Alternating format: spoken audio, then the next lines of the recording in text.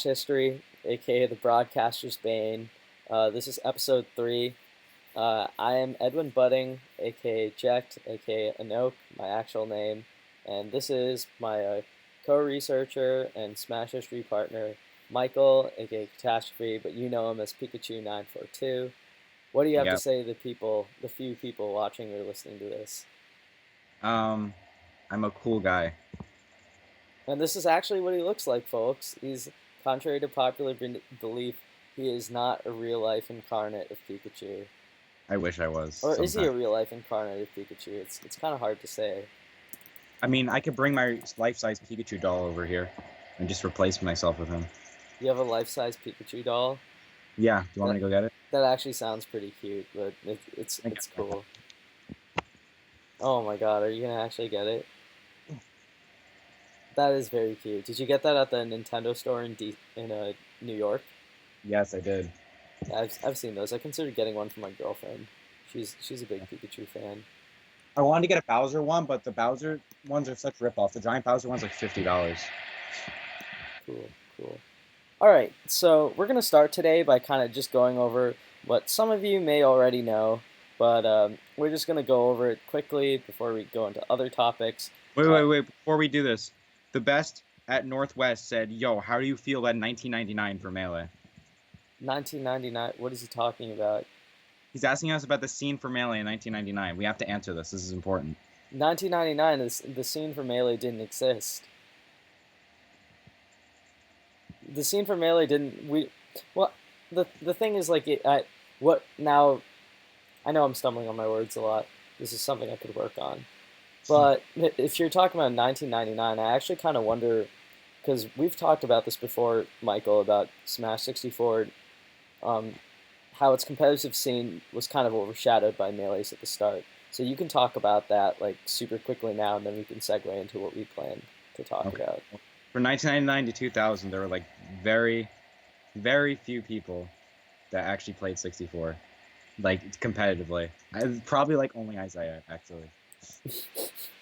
I always find that dynamic kind of interesting, that people associate competitive Smash's beginnings and roots with Melee, but Melee is not even the first Smash game, and comes with the idea that Smash 64 came out near the end of the 90s, and the fact that Melee came out so quickly after it, uh, I think it left a lot of original 64 players who didn't move on a little bitter for a while.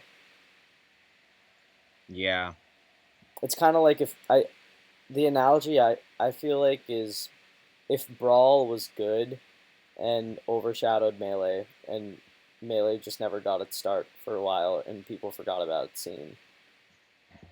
The best at Northwest, the first 64 tournament, was probably at some point in 1999, but the first actual major 64 tournament with people at it was probably some Japanese tournament in like 2004.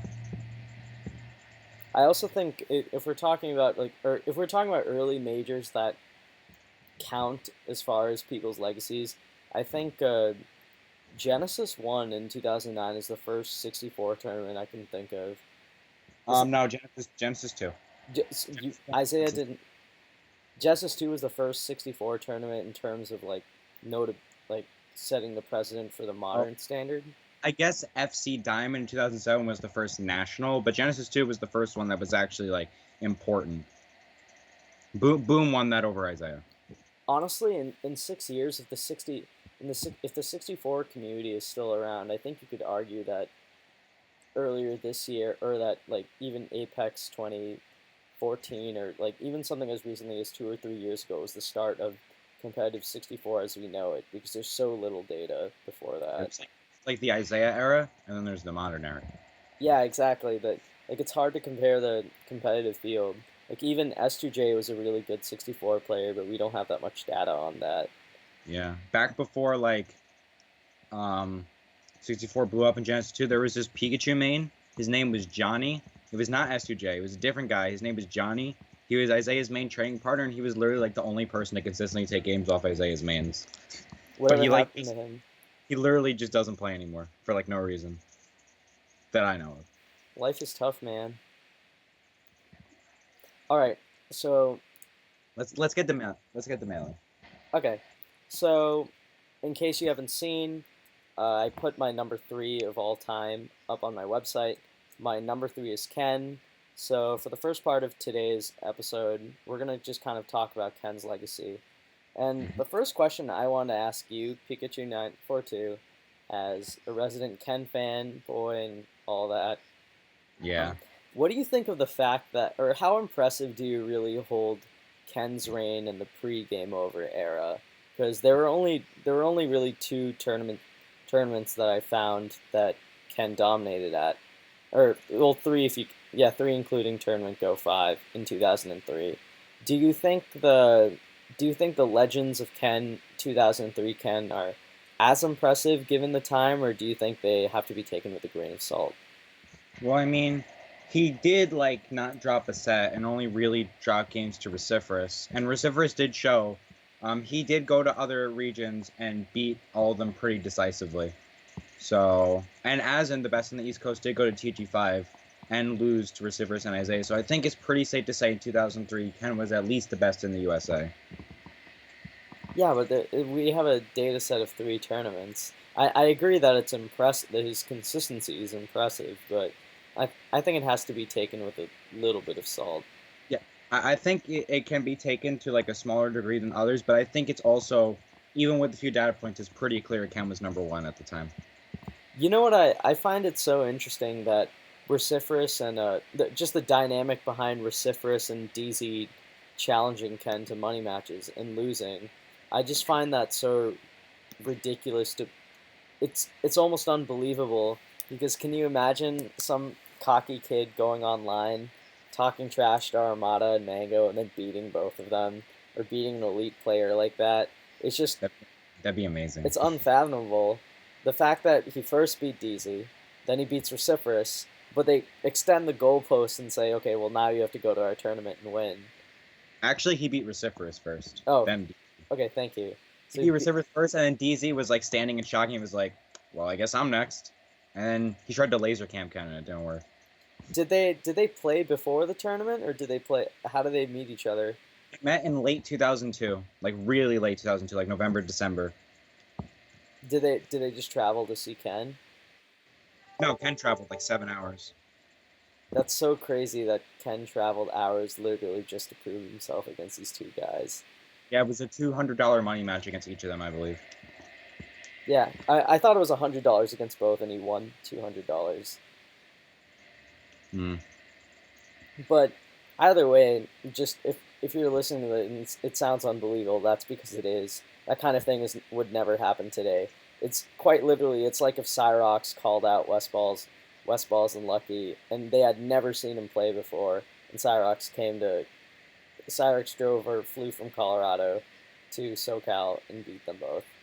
I mean, I think he can beat them both. I mean, but I'm saying like we know that now because Cyrox like attends nationals and he's a known player.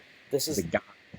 this isn't an era where people like the Lucky and Westball or like a player like Reciferous or Matt Deasy back then would literally have no reason to believe this kid.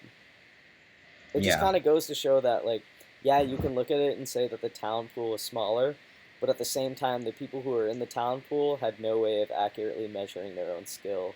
Like for Ken to immediately boast online about being the best in the world or being undefeatable or whatever, it takes a certain amount of like gravitas and just daringness to do that. That's one of the things I find most fascinating about his legacy. It's just that most people start from humble beginnings or they start from they start small, getting blown out at their first tourney, but then slowly building their way up.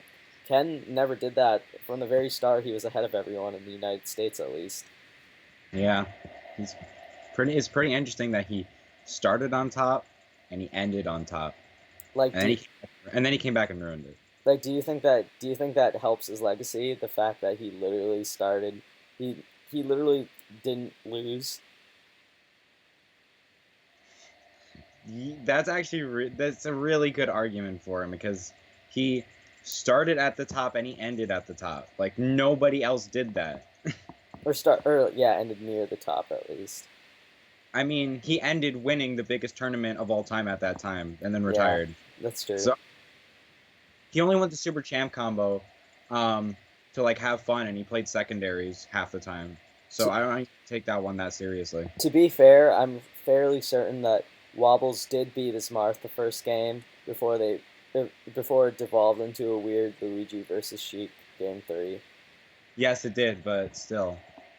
But yeah, that I think that's one thing with Ken that I find really interesting, just the fact that, and I think, and I could be wrong on this, but one of the comments I got on the article directly on WordPress was actually from the Doug, who Yep. said that I got a few things wrong. So on the first hand, I'm kind of interested to hear what he thinks I got inaccurately, considering I've written based on what other players have told me in my research and like actual data. But I'm also curious if the part he may take umbrage with is when I mentioned that even before Ken had played a tournament match, there was hype over him coming to Tournament Go because word spreads. People know he beat Reciferous and they know he beat DZ. So just imagine if there was a player that was so. I guess the way I would explain this to someone who's not familiar with Ken is imagine if there was a player that beat who you thought was the best player and you had never seen him play before. He had never entered a tournament, and here he was at the biggest tournament of the year in its best series in your area, and you're excited to see him play. I think there's a misconception that he entered the tournament and no one expected him to win, because at that point he had already shown that he could compete. It was just a matter of whether he was going to do it or not. Um, yeah, I don't think maybe people didn't expect him to win, but I think people should have at least expected him to do really well.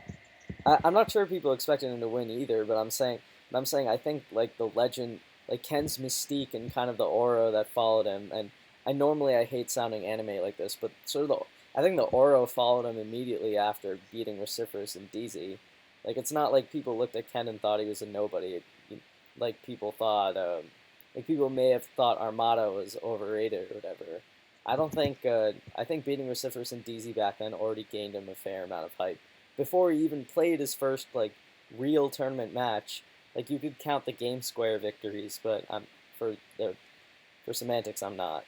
Yeah, those weren't really serious. There wasn't anybody good Although there. Ken claims in his old MLG interviews, he talks about how immediately other players would know instantly, or other players would know instantly that he was far better than them, and they would all gang up on him in free for alls, and he would still beat them. Yeah, that happened. I just think that's so funny. Can He's you that imagine? good. What a He's Ken, god! dude. He's so good. He's Ken, the king. Do you think his legacy gets hurt a little by the fact that he lost in winners frequently? I mean, Mango loses in winners frequently. Okay, fair point. That's my counter argument. That's it.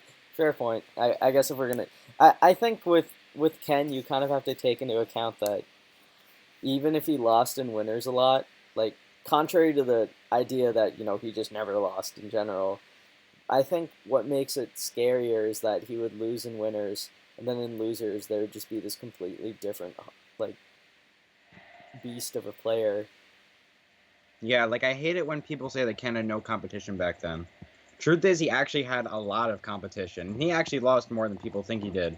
But I think it's even more impressive that he actually had so much adversity from multiple different people, and he still came out on top as number one every single year. Well, and if you look at his closest rival during that time, 2003 to 2007, that's Azen. And if you watch any of those Azen versus Ken sets, they're not like total laughers, but They're like Ken, last, like most of them. but Ken, at some point you got to give credit to where credit's due. I'd have to look up the actual numbers in our database right now, but if I had to guess the record between them, it's like what, 12-2, like 12 I and would say 3 or it's something. probably closer to like 20-2 or something like that in terms of sets or something. Like They play a lot. that is the number 2 of his era, and he routinely beat him. Yeah. Think about how ridiculous that is. That's like if Mango and Armada played, but Mango just kept beating Armada over and over, or Armada kept beating Mango. Yeah. I just think that the fact that I think in the United States the perception is that his rival was Azen, in terms of talent. Functionally, in his region, it might have been Isaiah, who Ken still pretty solidly beat more often than not. I think Isaiah actually beat him the most out of everybody. He actually took a fair number of sets from him. Yeah, Isaiah beat him at MLG Chicago 2004. Yeah, He and beat he it. took a set from him at MLG New York 2004. Yeah, and don't forget, Ken also lost him at Most 3. He lost him at MLG Los Angeles 2005. He lost to him at MLG Orlando 2006. Now to beat, he lost to him. Yeah, he lost Kareem, DJ, and Isaiah. That was actually the last time they played. I think no. They played at a local in 2007. I'm wrong. Now, to be fair, Ken and Isaiah used to split frequently because they were training partners, and Isaiah was kind of seen as Ken's protege.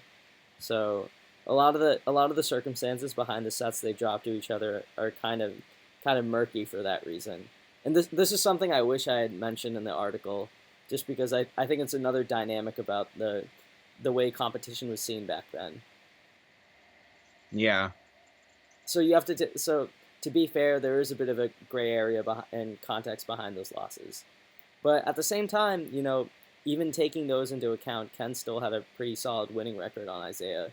So yeah, he beat him more than he lost him, definitely. So he beat Isaiah definitely quite a bit more than he lost him.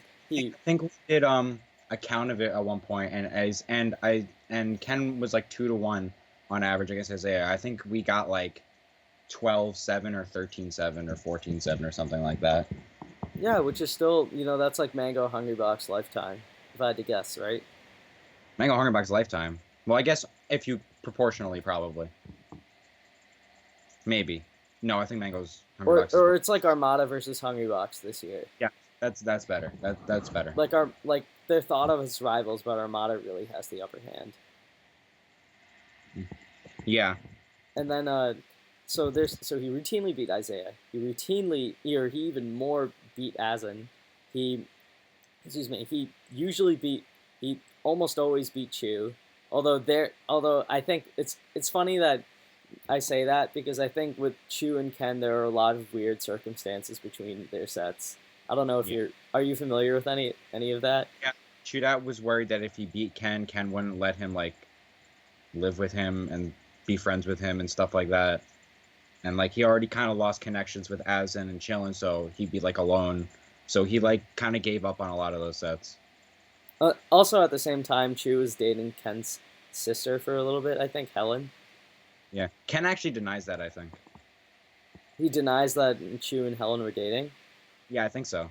I think I remember hearing that. Okay. Well, I guess it's not. It's kind of speculation, personal speculation. That's not our choice. Yeah. By the way, at one of the MLGs, Chu was sandbagging against Ken, and I think he went Game & Watch and Donkey Kong, and he won Winners Finals. Which one was that?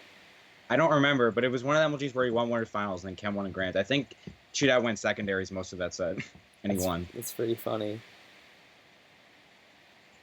I think that's what I think. Samus. I could be totally wrong on this, but I'm pretty sure that's one of the reasons why Samix in the Smash documentary kind of snubbed Chudat. Not because I don't think it's because they saw him as any less of a player. I think it just would have been really difficult adding all that controversy and personal drama into the Smash doc. Yeah. Then again, it didn't stop them from creating the Hungrybox episode, so... You mean the Mango episode? No, it was definitely the Hungrybox episode. And I'm fine with that. No, I mean, it's a great documentary. I'm just teasing them a little bit on that. Yeah. Though I think it should have been advertised as an Xbox episode in the end. But as far as anyways, back to what we were saying, like, so functionally at least, he would always beat Chudat. He was always up on Azen. He was always up on Isaiah. Those are the three biggest rivals at his time. I don't think it was until PC Chris came that... I think during his prime, like 2003, 2005 or so, I think Captain Jack was the only other person that Ken played that I think that the two would play a set, and you could argue that Ken had met his match. Yeah, I think Ken in the end had a positive record on Captain Jack. I think so. Because he beat him at OC2 in 2006. Yeah, and he also beat him at New York 2004 in winter semis, I believe. Yeah, after losing to him in MLG San Francisco, if I recall it correctly. Yeah, in winter finals, if I'm not mistaken. It's funny Those that I'm saying because if I recall correctly, when I literally just wrote an article about this. no, because it's like 2005 brackets are really weird. 2005 is like the forgotten year. No, Like 2004 is when he lost at 2000 MLG San Francisco 2004. He lost to Isaiah and I Captain still Jack. I still want to bring up that 2005 is literally the forgotten year. There's like no brackets. You know how Yeah, hard it was to make that top 10, guys? Everyone after 5 was so weird. We put Neo at number 6. I hope you guys realize dude, that. Chillin advocated for Neo at number 6. He was I know he did. But think about this. Neo was number 6 and he got 44th at Getting School too. That's how weird 2005 is. Yeah, we need those Nashville, Seattle, Boston, all those weird brackets. Yeah, and like Die Superfly was number 10. Chillin was number 7 despite not doing a whole lot. It's like there's such a weird year. I don't like 2005. But it's a really good year for Ken because Ken would routinely just win tournaments. It was probably his second most dominant year. Yeah, I think it's its most dominant year in the Relatively. yeah. It's his most dominant year relatively in my opinion. I mean, 2003 is technically more dominant, but 2005 is really good. Yeah, just because he won so much. There's almost he won everything 2 tournaments to Isaiah.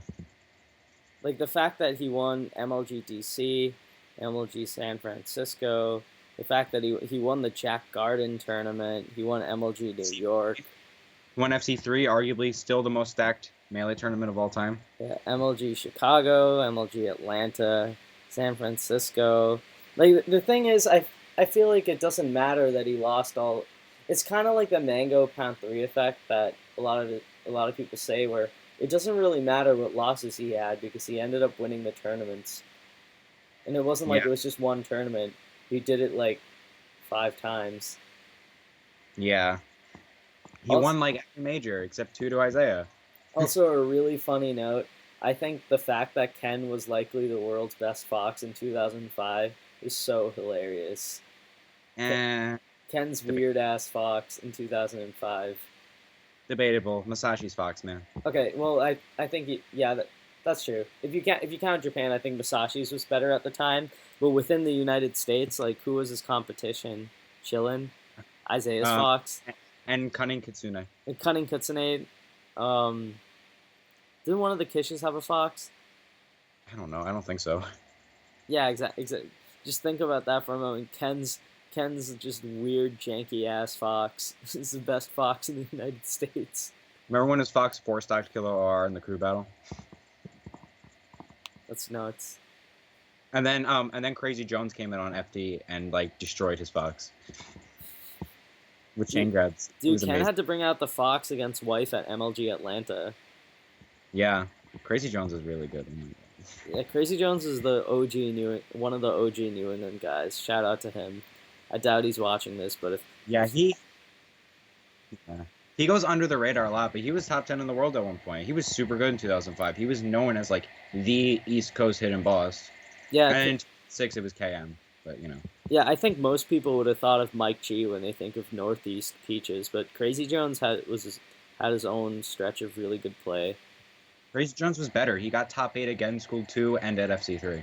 Yeah, I think Mike G is just known for being around a little longer, and being DA. Don't forget that. Yeah. He did win one tournament over Mewtwo King and Wes and DI Dave. No, not Mewtwo King. DI Dave and West in 2004. That was really good. Yeah, Mike G got second at Smash for Cash. It's super good. Yeah, behind Isaiah. That was also a really good tournament. He had some really good tournaments. If it wasn't for his really bad performance at TG6, I think he'd definitely be top 10. Where he lost to the god, Mike Monkey. Mike Monkey. Wait, doesn't someone have some weird history with Mike Monkey? What? I don't know. Mike Monkey's cool. I'm fairly certain that Chu and Mike Monkey have some really weird history together.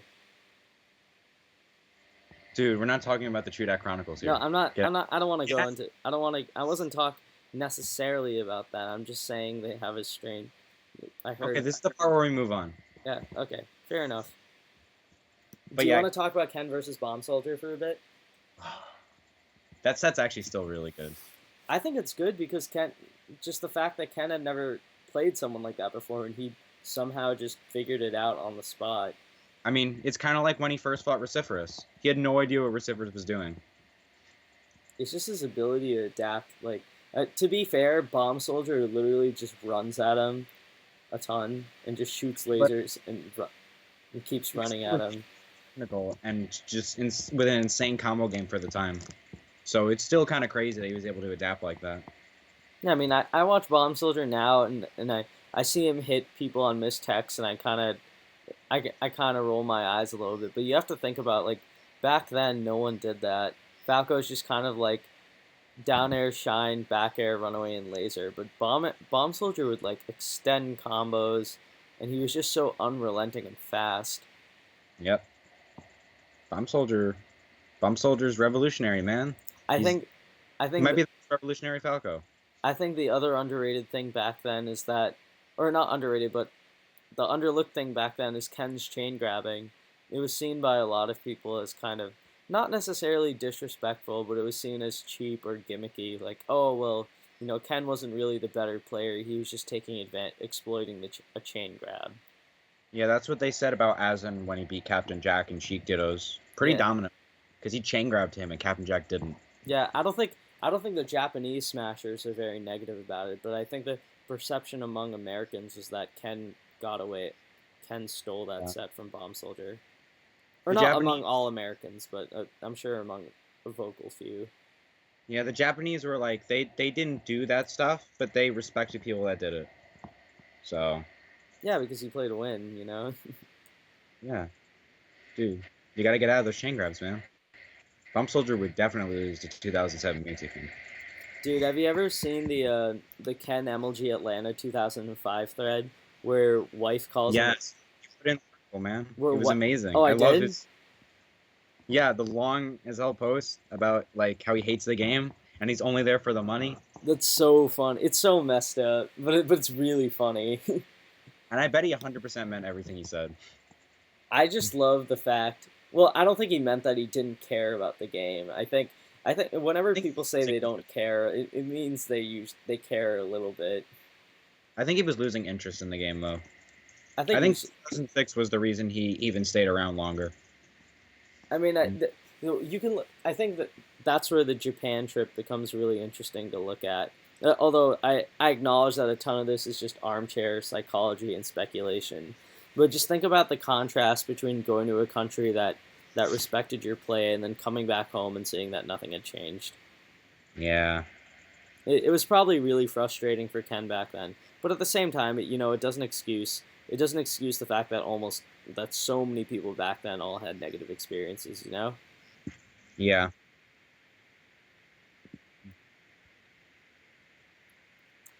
Although, I mean, that said, either way, he was an incredible player in 2005, whether people liked him or not. Uh, but and like another moment in his career where tournament go 6 was humbling for Ken because he lost to someone that he had little experience with. At MLG New York, after winning MLG New York 2005 and early 2006, I still always think that's hilarious. it's so bizarre. But MLG New York opener 2006, he loses 2 sets to PC Chris. Hmm. But the fact that he comes back now, this is another story that I wish I had more time to go into. But the whole who deserves the credit for using Marth's counter, is it Ken or Mutaking? Because if you Dude, asked it's totally Ken. because if you asked Mutaking said that at MLG Dallas he told Ken to use counter at he used counter against PC Chris, but Ken, at least in the old Smashboards post I was reading, was saying he did it himself. What do you think about their kind of relationship or maybe not relationship, but their contrast as competitors between Ken and Mutaking? I always find that interesting. I don't want to get into their feelings about each other because it's like they really don't like each other. Oh, But I like, didn't mean it. I didn't mean in terms of like, yeah. I guess I shouldn't say relationship because that's not what I meant. I meant in terms of like how their two Marths kind of define the meta for two different generations. Like I think I think Mewtwo Kings defined the post-Brawl generation of Marth that was extremely punish-heavy and fighting spacey oriented, whereas Ken's Marth, in the old days, I think stood for aggressive play but sort of more freestyle and based around fundamentals and actively outplaying your opponent. Yeah, they're both very different, and they're both very influential in the game. They're not just the two most influential Marths. They're two of the most influential players. So it's kind of crazy that they both influence just one character so much. What do you think of have you ever heard the statement, Ken invented it, Mewtwo King perfected it? I think that's half true.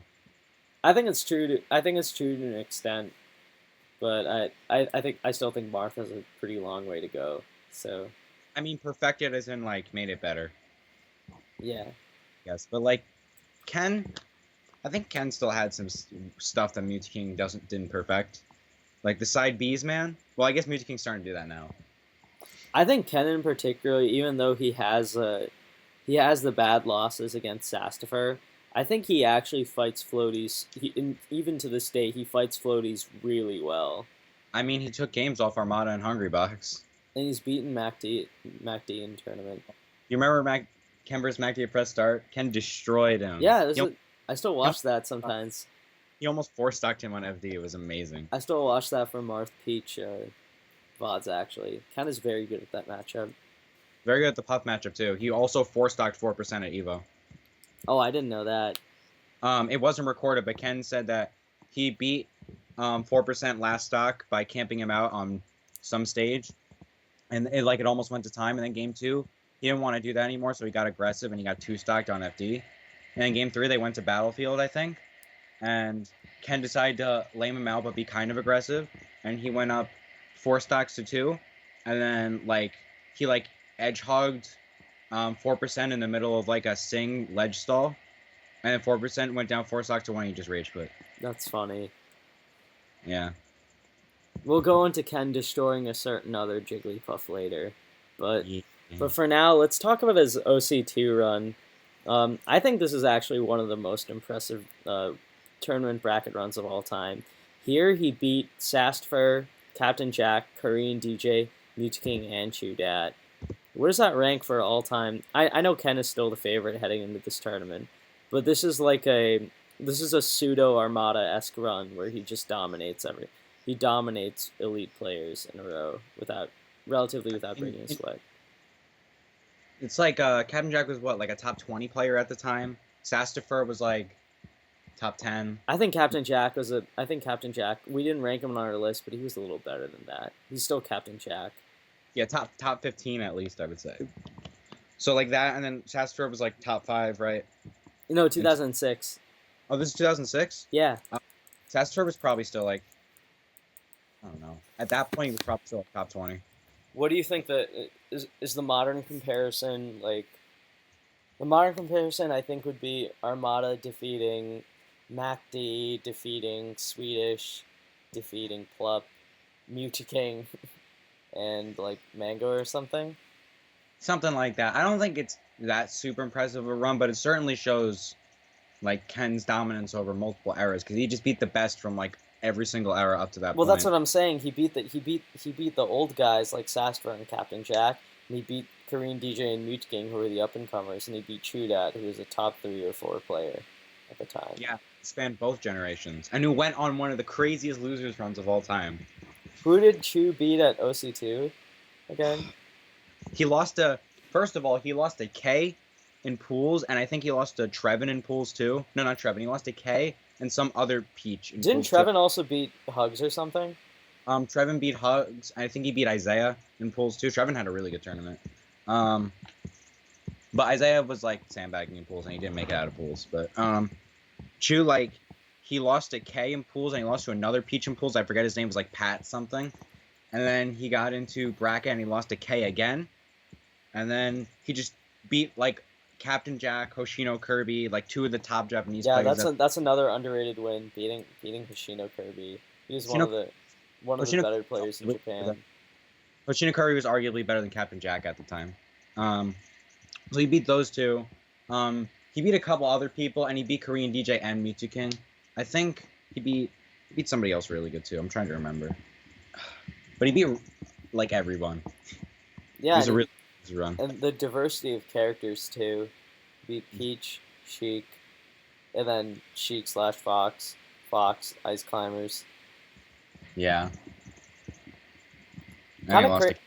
kind of crazy that he lost at MLG Orlando afterward. Then he lost to Korean DJ and Isaiah at that tournament.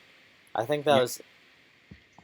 that kind of set his decline a little bit, because after that he got seventh at MLG New York playoffs 2006, and then he placed third at MLG Las Vegas. Yeah. Have you seen the winner set between him and Korean DJ at Las Vegas? It's such a heartbreaker. It's like Game 5, last hit, and they're like both on Randall. And I think I don't need to explain it anymore. Dude, Randall's a legend. He's a heartbreaker, man. Randall messed the crap out of him. I think he had that. But then Randall was just like, no. Dude, I wanna find out more about his loss to Taj. I don't know how legit that is. Because Taj beat him in Marth Dittos. I know that for a fact. You know that you asked? What? You asked? No, That, I'm pretty sure you told me that he lost in Marth Dittos. Or at least either you told me or I read it on Nintendo Dojo before it closed down. it Because was that's something because like that's that. where we found it. I wasn't sure if it was Mewtwo or Marth, but Taj definitely double eliminated him. I think that's crazy. On like the last day of 2006. Because even if like I want to know the circumstances behind that set, because that has to be like I hear nobody talk about that, but it's actually like crazy. just Taj randomly beating Ken twice. What a beast. Taj has And Taj did this, and then 5 years later, he just beats everyone else again. we're gonna have Dude, to you know, we have to write dude, about that separately at some point. and 5 years later, he comes back and almost makes top 32 at the Big House. You know what that means? Next year, he's gonna be the best in the world again. Oh, Taj has literally never been the best in the world. What are you talking about? Mitchell Tang is closer to being the best player in the world than Taj. Are you actually saying that for real? No, of course not. Are you telling me that Mitchell's a better all-time player than Taj? Do you want to get into this No, argument? oh my god, I'm just kidding. Jeez. Mitchell get top 3 at a super major? Anyway, moving on to 2007. No, he didn't. Taj got top 3. Oh my god. Yes. Okay. Obviously Mitchell Tang does not have the same legacy as Tony Taj Jackson. I guess Taj didn't make a 4-star comeback on Moon Inspector though. I think Ken not losing in SoCal throughout all of 2007 is low. Except what? Except against Taj. No, 2007. Oh, 2007. Yeah, 2007. The only set he dropped to SoCal was to Mango at Evo.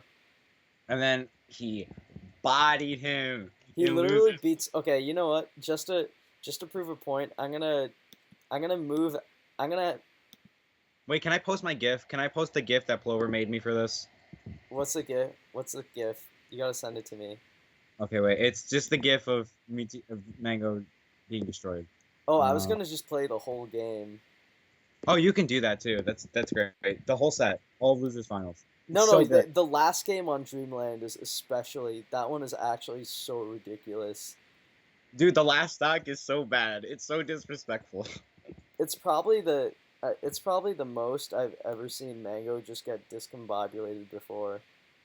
Dude, he double rage quit. I've literally never seen Mango ever do that. Ever. Alright, I'm gonna mute the commentary because the commentary of this is fucking awful. I mean, I think the quality's bad. I don't think it's the commentary itself is terrible. It's better than some commentary. It sounds lifeless. He just got beat out of shield in the middle of the stage. Hey, at least he's trying. At least he's trying. You know how risky that is? Well, actually, I guess he had top platform, but that's still not a good idea to go up there against you. Well, I have to watch it from the stream because I can't, like... This is actually so ridiculous.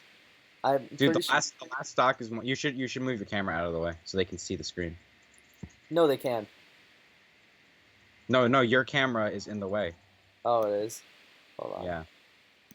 Sorry, guys. What about now? I mean, I have to wait 30 seconds. Oh my god, he's killing it. Dude, he almost four-stocked him. How's he already at... Oh, yeah, the lower... Did they do 6-minute timers? What? How did I not notice this before? Okay, there we go. It's good now. They did 6-minute timer. I didn't even realize that. Yeah, I didn't realize it either. What is this? Smash 4? This should be the real rule set now. I agree. Look at that. Ken literally just shield grabs him. He shield grabs Mango running into him. Let's just watch that again for a moment. Dude, he punishes like all of his stuff out of shields. This is looking like me. Oh my god. This looks like me versus like one of my friends Jigglypuffs at college. I literally used to just shield grab him. This is ridiculous. Dude, every time Mango hits his shield, Ken just punishes him ridiculously. Oh my god, I have to watch this again. He literally runs by Mango and just gets a perfectly spaced tipper at 0%. Oh my god. He catches Mango's jump with that. I don't know what Mango was thinking at this moment.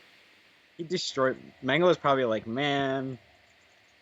Mango actually said for Losers Finals, he said that he lost to Hugs on purpose so Hugs could win Evo, because Hugs had a better chance of beating him than beating Ken. So, but then he was like, I didn't expect Ken to be such a beast in Losers Finals after I beat him in Winners. He was like, I just got destroyed. He doesn't even have any Johns. He's just like, I lost. I think this is probably I think this until the whole stomp thing until Kage's oh my god, Shield Breaker 2. Until the double stomp or whatever at ROM 2 where Mango just rage quit out as Falcon. I don't think Mango had ever been so destroyed in a match. I think he got destroyed more in this match. I don't know that. Well, he got destroyed. Like he just got outplayed the whole game. Oh my god, he just charged neutral V. Yeah. I forgot. He just charged it in neutral and it tippered and killed. That's so mean. I love it. I need that as a gift now. Plover, make that a gift for me too. He also literally just double down airs Mango. Just side B spike. Don't forget that. I think it's I actually think that's probably the worst I've ever seen. That's probably one of the worst times. That's the most disrespectful I've ever seen Ken, by the way. Oh, my gift. It's so good. And then he just spot dodges the forest match and runs away. No, he down tilts him and then runs away. Don't forget about that. He literally down tilts him. Yeah, he does that too. It's such a... I'm trying to think of other times Mango's gotten destroyed that hard. Armada at Beast 3 in the friendly. Oh, okay, yeah, that's a friendly though. I think. Yeah, but he destroyed him. I think when it comes to tournament matches, for Mango's Jigglypuff never really got destroyed. I think this is the only time I've ever seen it like significantly lose. Maybe like a Corneria match against Mewtwo King or something. Yeah, when he like destroyed him that one game at Pound. Remember game 4? Yeah, yeah. No, he also like 3-stocked him there, 2-stocked him there on Corneria in the set 2 before trying Jigglypuff on Brinstar. Oh, he like JV4'd him or something, and then he went Puff Dittos the next game. So like, stupid. Mewtwo King, please. Yeah, I think this is, as far as Mango's Jigglypuff goes, this is probably the worst it's ever lost. Dude, as far as Mango in general, this might be the worst he's ever lost. I don't know. Mango's had some pretty brutal, like getting 4-stocked by me. He's had some really awful 4-stocks. This is definitely in the top 3. I think in terms of like being taxing and just like being thoroughly outplayed, this is probably up there. Like this was a floaty matchup, and he got disrespected. I don't think I've ever seen something like that before. I'm sure Armada has had. No, remember when Armada when Mango taunted on Randall or something and got 4-stocked on Yoshi's by Armada at one of the Smash Summits? Armada doesn't count. He's too good. Fair enough. What do you think of how Ken's done it today though? Like, what do you think he needs to do? Would you say that his return has been disappointing, or do you think he's done just fine? I thought in 2015 he was very good. I actually saw a glimmer of hope for him in 2015, but then his hand got destroyed, and then he was like, I don't want to play anymore. So, I think Hugs mentioned this on a stream about I think he mentioned that he holds the fact that the top players of the past don't play anymore against them. But honestly, what does Ken have to prove at this point? Exactly. He Hugs, doesn't have anything. you have some proving to do, Mr. 129th. Okay, come on. Let's not go after Hugs when neither of us have placed anywhere near the top in at Evo. Can you place higher? The 129th at Shine. No, I got 97th at Shine. Exactly, that's higher than 129. Yeah, but he outplaced me at Shine. Yeah, but that doesn't count. We don't talk about that. What? Oh, it literally doesn't make any sense. Hey man, I only barely lost the one game I've ever played against Alexander Friendly. I have the right to say anything I want. I don't think losing does that, but okay. Shh. I'm kidding. Yeah, no, I know. I'm kidding, but yeah. But yeah, I don't think that should be held against them because they were dominant during their time. Ken literally won. He started at the top and he ended at the top, and then he retired and he came back 5 years later and still became a top 50 player. I think the fact that Tournament Goat. Also, I have to actually edit this in my article. Ken has 18 titles. He doesn't. Ken has 18, or he has 17 titles. He doesn't have 19 technically. Wait, what? He has 17 titles technically Why? What about the other two? because I counted those two in 2003. We didn't count those years for Retro SSBM rank. Oh, come on, they should count though.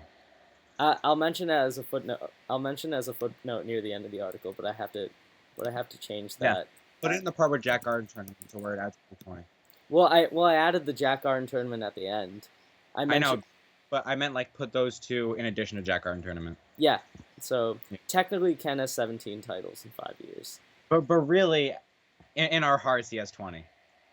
He should have 20. Yes, I would agree with that. Yeah. Like based on majors, I think he did win 20 majors. But like based on our criteria, only 17. Yeah, just to be consistent. Yeah. Just think about that for a moment. That's crazy. Otherwise, we would give Isaiah 2 instead of 1. Yeah, because most three, like, it doesn't technically count as a title, but I think it's his most impressive tournament victory ever. Yeah, by far. But like, yeah, Ken won TG5. I think at least TG5 should count. You could argue TG4, but TG5 is definitely like a national. I have to be consistent with the criteria. I know, I agree with you, but still. Damn, this gives Mango the most titles. I'm mad. Yeah, but it's still a really impressive accomplishment. He won 20 majors in 5 years. And think about that. There were less majors during that time than there are now. Yeah, that's why his tournament wins matter a lot. That's why they dwarf any silly loss he had in winners. The fact that he won the tournament anyways and that there were less tournaments just adds to his legacy. There's no one like him.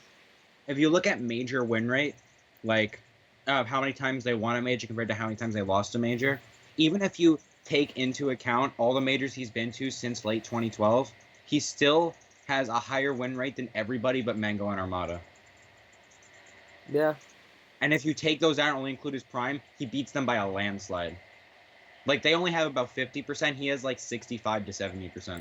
Here's what puts it in perspective for me. Mango according to our criteria for titles has 19 titles. Yes. Armada has 17 right now. Yes. If we include Ken's 2003 victories and we include Jack Garden tournament, which I think it's fair to do that as listed exceptions, but for the sake of titles, let's say he has 20. Yes. Even though we won't officially count them. If you counted them as 20, the second person during his era, aka literally the Armada or Mango to his Armada or Mango. His Armada Mango, I don't want to reveal it yet, is Azan, who has 5 titles. Yes. Meaning Ken was literally 4 times as successful as Azan. Yeah. His closest contemporary in the United States. PC Chris also had 5 titles as well. Yeah, but his next contemporary. Yeah, I guess PC kind of counts it, but I think Azan is higher on the all-time list and was more relevant for 2003 to 2005. Yeah. So just think about that for a moment, because if we're using tournament wins as the criteria to measure players over just wins and losses, then Ken is by far the most dominant player. It's not even close. Like, you can't even argue Armada stretches of dominance. Like, Ken is by far. It's really not close. I did a study on this with major wins. Like I said, Ken's win rate at majors is ridiculous. I think what you could hold against it is the fact that Asin as the number 2 for that era was really only super competitive in 2004 and in the later half of 2006. Throughout 2005, Asin was really up and down in his competitive drive. Yeah, he didn't really like playing that much, but even so, he still has the most tournaments. Yeah, he still has the most. Like, and if we're gonna count external factors as reasons to sort of discredit Ken, then you have to also count the external factors going against Ken, like traveling to Japan, feeling alienated, not practicing that much anymore. Yeah, everyone wanting you to lose, literally everybody wanting you to lose, and they would heckle you and bully you and stuff. Like, he probably did not have a lot of fun. Yeah, I mean, to be fair, I don't want to be too sympathetic towards him in the sense that like I think it's unfair to the people who didn't like I'm sure people who didn't like him had just personal or reasons of their own for not liking him. He wasn't a saint, but but I think just the fact that like people talk about like, hey, we shouldn't get bored of Armada. We need to treat him with respect, but like no one is active, or I mean maybe some people do, but no one is going up to Armada after a tournament and being like, you're a jerk or you're a douche or something like that, Yeah, they did that to Ken at every tournament. People would like people swarm Armada, Mango, Leffen, and stuff now, but like back then, there was no social media, there was less social media, or so to be fair, like the impact is not as big as it is today. So I wouldn't directly compare it like that, but I think Ken was definitely seen as far more of a villain than anyone today. Even Leffen has his like, or I don't know. It's kind of hard to say. I shouldn't make blanket statements like that. The gist is that Ken was really disliked at this time and seen as a villain, and I think that got to him. Yeah, although that MLG Atlanta post is definitely Leffen-esque. Yeah, it is. It's amazing. But it's like if Leffen actually was almost unstoppable. It's like if Leffen had that mid 2015 run, but for like a whole year. By mid 2015, we mean 3 weeks. Yeah, we mean 3 weeks. I still think people overrate that so much. It was literally 3 weeks. There just happened to be 3 majors all in a row. So that goes into account. What do you think Ken's most dominant stretch? If we discount 2003 because we still haven't released a full look at that era yet, and we look at the Game Over era onwards, aka what we consider the start of competitive Melee, what do you think Ken's most impressive stretch of play was? I think MLG Circuit 2005. From MLG New York 2004 to MLG New York 2005. I think that is that's his era. If you have to specifically narrow it down to like a 1-year period, that is it. That is like Ken won everything. I personally think that Ken's most impressive thing was winning, or his most impressive accomplishment, as far as like just sheer dominance goes, I think is that Jack Garden tournament. Especially because the perception of we didn't include them in our lists, but the perception back then of Japanese players is that they were far ahead of the Americans in terms of technical ability. So for Ken to go somewhere, with hours of jet lag, little experience playing against them outside of like Captain Jack and a few other traveling people, and to, even with people in Japan, a few in Japan saying that he wasn't that great, they're respecting him, but saying that they weren't impressed with him, including like Mikhail and stuff, like, and him still coming out on top, especially because Ken I think was the only American that made top 24 or top 32 at that tournament. I mean, only him, Isaiah, and Unknown Force went. Yeah, but Isaiah lost in pools, and Unknown Force I think lost in pools also. Unknown Force lost in pools, but Isaiah made bracket, and he lost winners round 1 to Farce. And then he like sandbagged or something, didn't he? And he was like, I don't even care about this anymore. And then he just sandbagged himself out of the tournament. Yeah, so I mean, think of it that way. Ken literally traveled like across the world with everything going against him, and in a tougher region, one that respected him, but one that was still like seen as technically superior, and he still beat everyone. Yeah, and keep this in mind. Even if you don't think that they were a tougher region at the time, Isaiah in 2005 was like a top 3 player, and he lost winners round 1. Yeah. So Japan was definitely a legitimate scene. By the way, speaking of dominant runs, I just want to say from the end of most 3 to FC pools, Ken was either, depending on how bracket data turns out, he was either 6-0 or 7-0 against the top 5, beating Asin 3 times to that, and Isaiah either twice or once.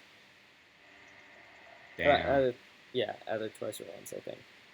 And in FC pools, he also beat Asin again. Although he lost to Sastiver in pools. Dude, Sastiver the God. He beat Ken and Asin in that pool, and then he just beat every. Dude, okay. That FC3 pool is ridiculous. That death pool, that infamous death pool. It's like Eddie, Ken, Asin, Sastifer, like the Doug, somebody else really good, and then like JV3x3 or something. Yeah, we had to. I have to look it up again. But that death pool at FC3 is actually so comic. It's like so comically stacked. Dude, the other pools are also ridiculous. There was one with like Chudat, Wife, Mike G, and Crazy Jones and Husband. I think we're all in the same pool or something ridiculous like that. I wonder who won between Crazy Jones and I would have assumed Husband just because he had experience, but I think Crazy Jones was a slightly better player at the time. I think. Or actually, this is like mid 2005, right? So I think Husband would have been pretty good back then. Of the tournament though, I don't know. Oh, fun fact, by the way, since you mentioned him, I think I wrote this in my article, but for anyone who doesn't know, Eddie defeated Ken in a money match at Tournament Go 5. Yeah, that was like Eddie's super breakout. Yeah, people thought, like, it's also part of why people think initially thought Ganon was really good against Marth. Yeah, Eddie's a god, man. Yeah, Eddie is also super old. He's like 39 or 40 or something. I think he's 37, actually. But that's still older than every other Smash player that's notable. That's crazy, man. Like, Isaiah's the next oldest, and Isaiah's 31. So where do you think Ken's kind of dominant stretch of 2005 ranks among all-time peaks? In the modern, again, so game over era onward. I think. Well, good thing you said that, because otherwise I would have said Reciferous, but you know. Reciferous. Okay, let's get this out of the way. Even in 2002, like we joke about Reciferous being incredible, it's not like he didn't lose. He still lost. Listen. I don't want to get. Reciferous had a Falco problem, dude. I don't want to talk about this again. Okay. So, I think Armada in late 2015 is a little bit better. No, for a whole year. For a whole year, Ken's 2005. Yeah. I think only 2009, off the top of my head, only like 2009 Mango and 2015 Armada. And even then, like, Ken still won. Ken won all but 2 tournaments he entered. Well, I guess 2012 Armada doesn't really count because he barely attended that much. 2014 Mango? No, he had a negative record against Armada. Slightly. But again, at big tournaments he won. Yeah, I'm thinking about this. 2007 Mewtwo King had negative records against Shootout and KDJ. Yeah, I would say 2005 Ken, who had negative records on nobody, is up there with 2015 Armada and 2009 Mango for top 3 most dominant runs, and that's why they're the top 3.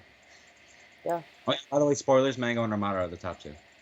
Shot. No, it's actually Justin Junio and JR Castillo.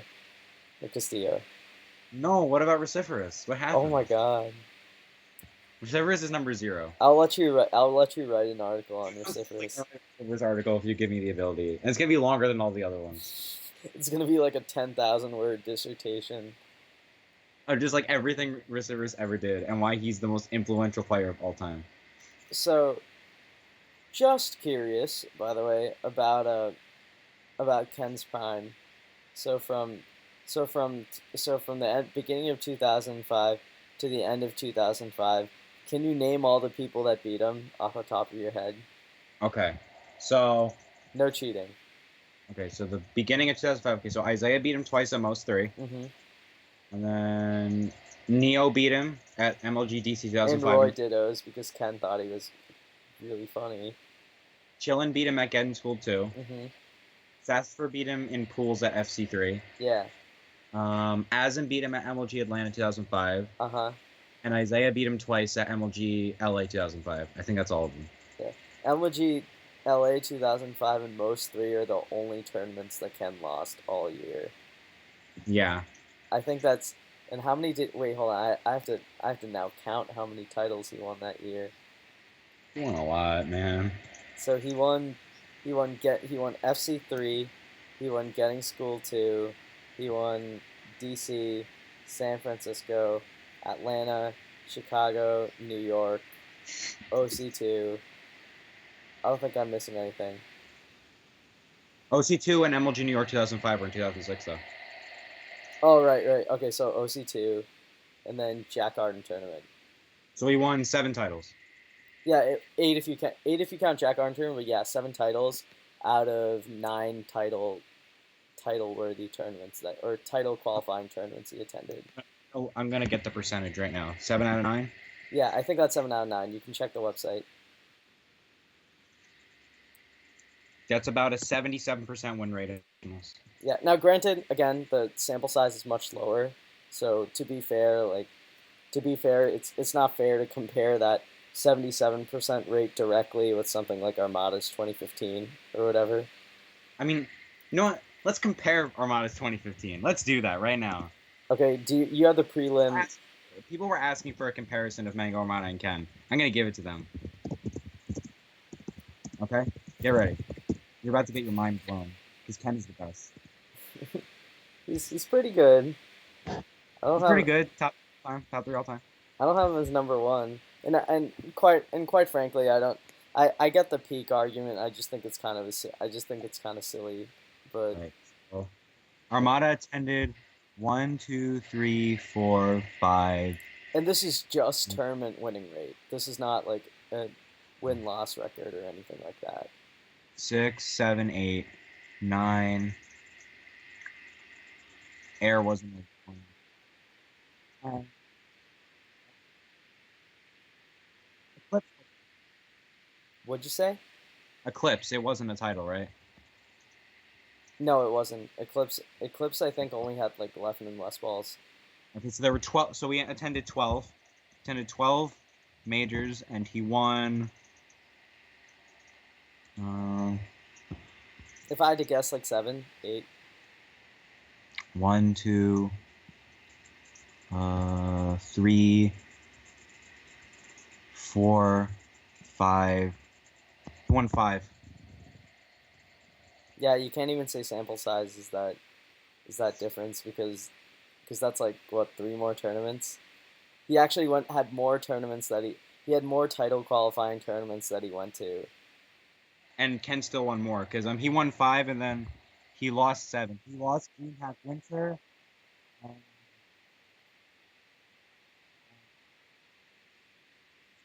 There's something up with your mic. Oh, is it good now? Yeah. All right. So he lost DreamHack Winter, What the Fox, FC Return, CEO, Apex 2015, Paragon Orlando 2015, and Beast 5. So what does that count? What is the count? And he won I'm Not Yelling, Sandstorm, Evo, Big House, and Summit.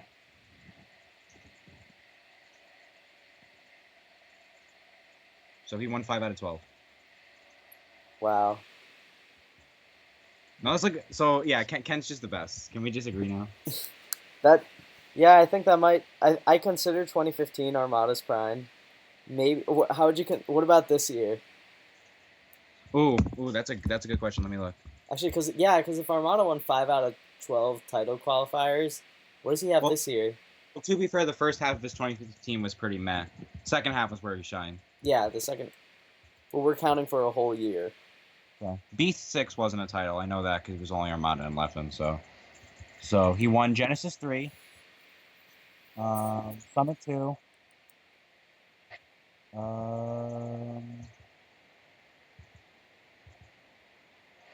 Canada Cup, Summit 3, DreamHack Winter, and UGC.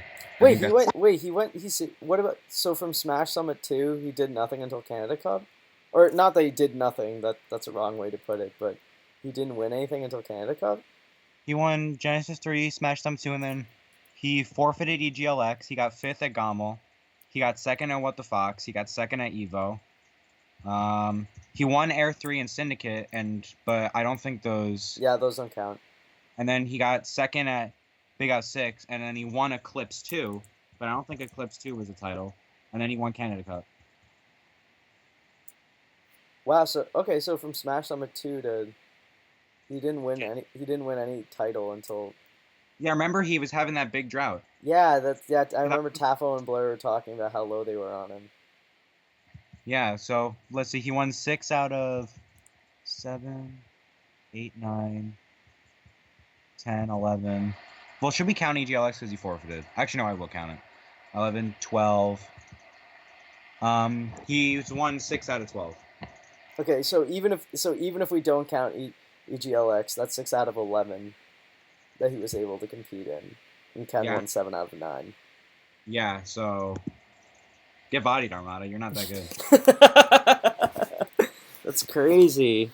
2005 Ken is better than 2016 Armada, confirmed. What about Mango for title qualifiers? Dude, I'm about to do that right now. I think Mango in 2009 is considered like his prime. Like, dude, I'm low key about to just change my opinion on Ken right now.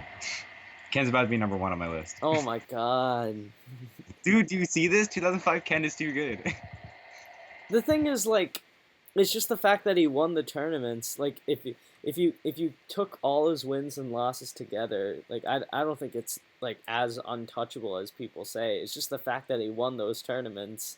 No, I agree. I'm just being silly. No, it's the fact that he's the anomaly makes it both like simultaneously overstated, but also bizarrely more impressive. I don't know how to describe it. So what were the titles in 2009? Was Mango Juice a title? I don't think it was. No. It would be. So it's just ROM, Genesis, and ROM 2. Okay, well. Then I think 2 out of. Then the sample size is way too low. And it's still a lower percent than Ken, 66.7%. You're bodied. What about? Yeah, I'm trying to think. Is there anything? You know what? 2008 Mango has that 100%. Yeah, that's true, but there's literally one title. It doesn't count. 2008's weird.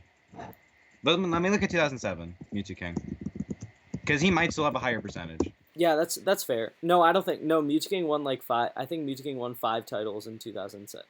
5 out of like 8 title qualifiers or something. Let me see. Let me give him the benefit of the doubt. He won Cataclysm 3. Yeah, 1 out of 1. Evo East. 2 out of 2. He lost MLG Long Island 2007. 2 out of 3. He lost Pound 2. 2 out of 4. He won FC Diamond. 3 out of 5. He lost OC3. 3 out of 6. Was Evo West a qualifier? Yeah, I think so. 4 out of 6. So 4 out of 7. Yeah. He lost Evo World. 4 out of 8. He won Super Champ Combo. He won. Wait, 4 out of 8. 5 out of 9. He lost Viva Smash Cataclysm. 5 out of 10. 6 out of 10. Yeah, 5 out of 10. And then I think the C3 month, technically the C3 monthly with Asin and PC counts. Yeah, the October one. Yeah, so 6 out of 11. That's literally better than Armada. That's equal to Armada's 2016. If you don't count EGLX. Yeah, but the losing records, I think, like I think we're right in saying that his that the 07 is it's like what I wrote in the article that 07 Mewtwo King is both like overrated, but he's also like there's a new push to say that he's underrated, or there's a new push to say that he's overrated, but like now it's kind of gotten too far. People still have to view it in perspective. Yeah, like I think there's an argument that in terms of like skill, Korean DJ might have been better, but we just will never know because he didn't attend enough. But Mewtwo King based on results, he was the clear number one. I mean, honestly, it's kind of similar to Leffen this year. Leffen playing that Korean DJ role. Except Korean DJ, I think, was a little better relative to his time. Yeah, he was higher ranked relative to his time. Yeah, he was top 3. Korean DJ and Leffen are actually very similar. It's really weird. Yeah, they are. Let me go to Ken. Let me see if he has another year that's as ridiculous as 2005. I don't think he does. No, I don't think so. Because the thing is, the only titles he attended in 2007 were like OC3, Evo World, and Super Champ Combo. And he only won one of those. Yeah. Yeah. Let me look at 2004. Okay, so he won Game 2004, Over. he lost the biggest one of the year. Shh. He won Game Over. Mm-hmm. He won FC1. He lost TG6. He lost San Fran. So that's 2 out of 4. And he won Los Angeles or New York 3 out of 5, and then 4 out of 6 because he also won something else before that, didn't he? He won Los Angeles. Yes. So 4 out of 6. Okay, that's 66.7%. Again, though, I think we have to like distinguish it by saying like you can't just direct the exact proportion like across eras because there's more tournaments now. But even taking that into account, he still won more in 2005. Yeah, I think it's just interesting to say that in 2005 he won, like, even just terms of quantity, not terms of proportion, he won more majors than anybody ever has. Yeah, that's what evens it out, that he still won more. Yeah, like the most still was like Armada and Mewtwo King at 6. Like, I think, so I know you don't follow sports, but maybe someone listening to this does. So I think people have mentioned that he's comparable to Wilt Chamberlain and that he's far ahead of his time in an inferior era or whatever. But you have to consider that like Wilt at least had Wilt had rivals in Wilt had a rival in Bill Russell. Like they both were argued against each other for being best of their time, and like people still argue those two today. People still argue those two. People still argue Russell or Larry Bird versus Magic Johnson. No one, let me tell you, no one argues Ken versus Azen because there's a clear winner. Sorry, Azen. Yeah, sorry, Azen. But, so he won 5 out of 9 in 2006. That's okay. Yeah, but 2005 Ken is the most dominant tournament winner the game has ever seen, other than like Mango in 2009, maybe. And even then, there's only 3 title qualifiers that I can think of off the top of my head. It's like arguable, and I guess technically Mango in 2008, but like that's iffy because there was only one major, and like 2008's weird. I don't like counting 2008. You just said that about 2005, and now that 2005 is shown to be good for your favorite player or your second favorite player. Oh, because 2005 actually had a lot of tournaments. 2008 literally only had one major. Yeah, that's true. That's fair. No, 2008. Wait, no. Technically, Mewtwo King has a Chudat's birthday bi-weekly. Oh, let's go. Don't forget about that. That had Azen and PC at it. Technically, it had Azen and PC. It technically counts as a major. Yeah, let's go. Chudat's birthday bi-weekly, one of the greatest. Or it doesn't count as a major, but it counts as a title under our criteria. Dude, that means that Mewtwo King has a 50% win rate of majors. Wait, that means Mewtwo King has fast won because Court forfeited to him. Oh wait, no, Dishes was in our list in 2008. Never mind. Yeah, he wasn't top 5. They had 2 top 3 players, but that's it. Yeah, because Dishes was entered like 2 tournaments all year. Yeah, and one of them he lost to Keep Speedin. Keep Speedin was really good though. One of the people that gave Hungrybox Fox/Sheep practice. Keep Speedin beat Azen at CEO. Because Azen SD. I remember that. Yeah. I was sad because that was like Azen's first major back. Okay. So I think we've talked about everything we wanted to about Ken. Is there anything else you want to mention? Some people keep bringing up that Ken should be number 2 in the threads. Okay, this is gonna I'm gonna segue into this. You literally like. Okay, this is my problem with a lot of people on Reddit in particular. Very grateful for all you guys. You guys make up basically all my readership. Very happy that people are reading my articles, and I'm very happy that people are like helping me make them better. But I think it's quite frankly ridiculous to hold. Like, I can understand if you really want to push the peak thing that much, you can put Ken at number one, but you cannot act like there's some indestructible difference between Mango and Armada. Mango still has the amount, like, technically the most amount of titles. He's been playing for a year longer. But and again, to cancel that out, Armada has a dominant head-to-head record on pretty much everyone else, and Mango Yeah. has several losses outside of that.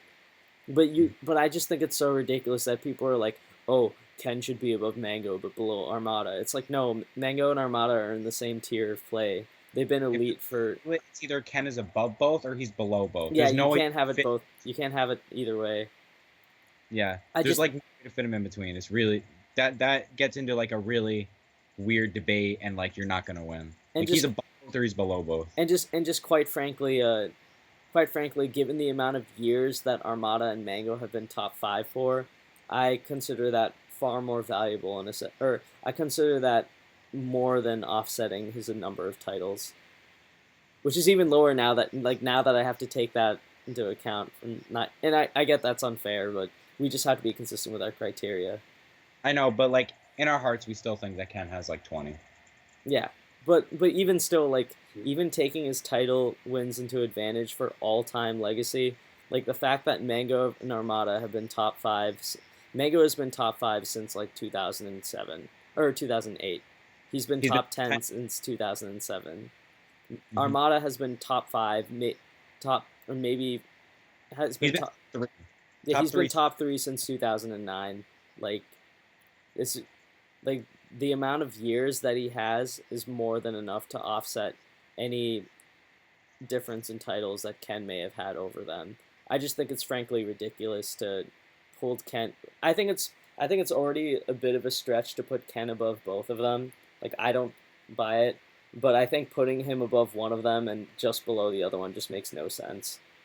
I think I think the fact that Ken even has any kind of argument to be number one still at all is frankly ridiculous because that just shows how good Ken was back then.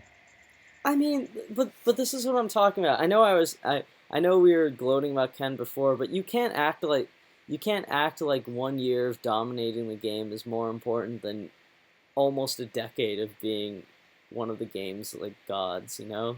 Like, I think even titles don't take that into account.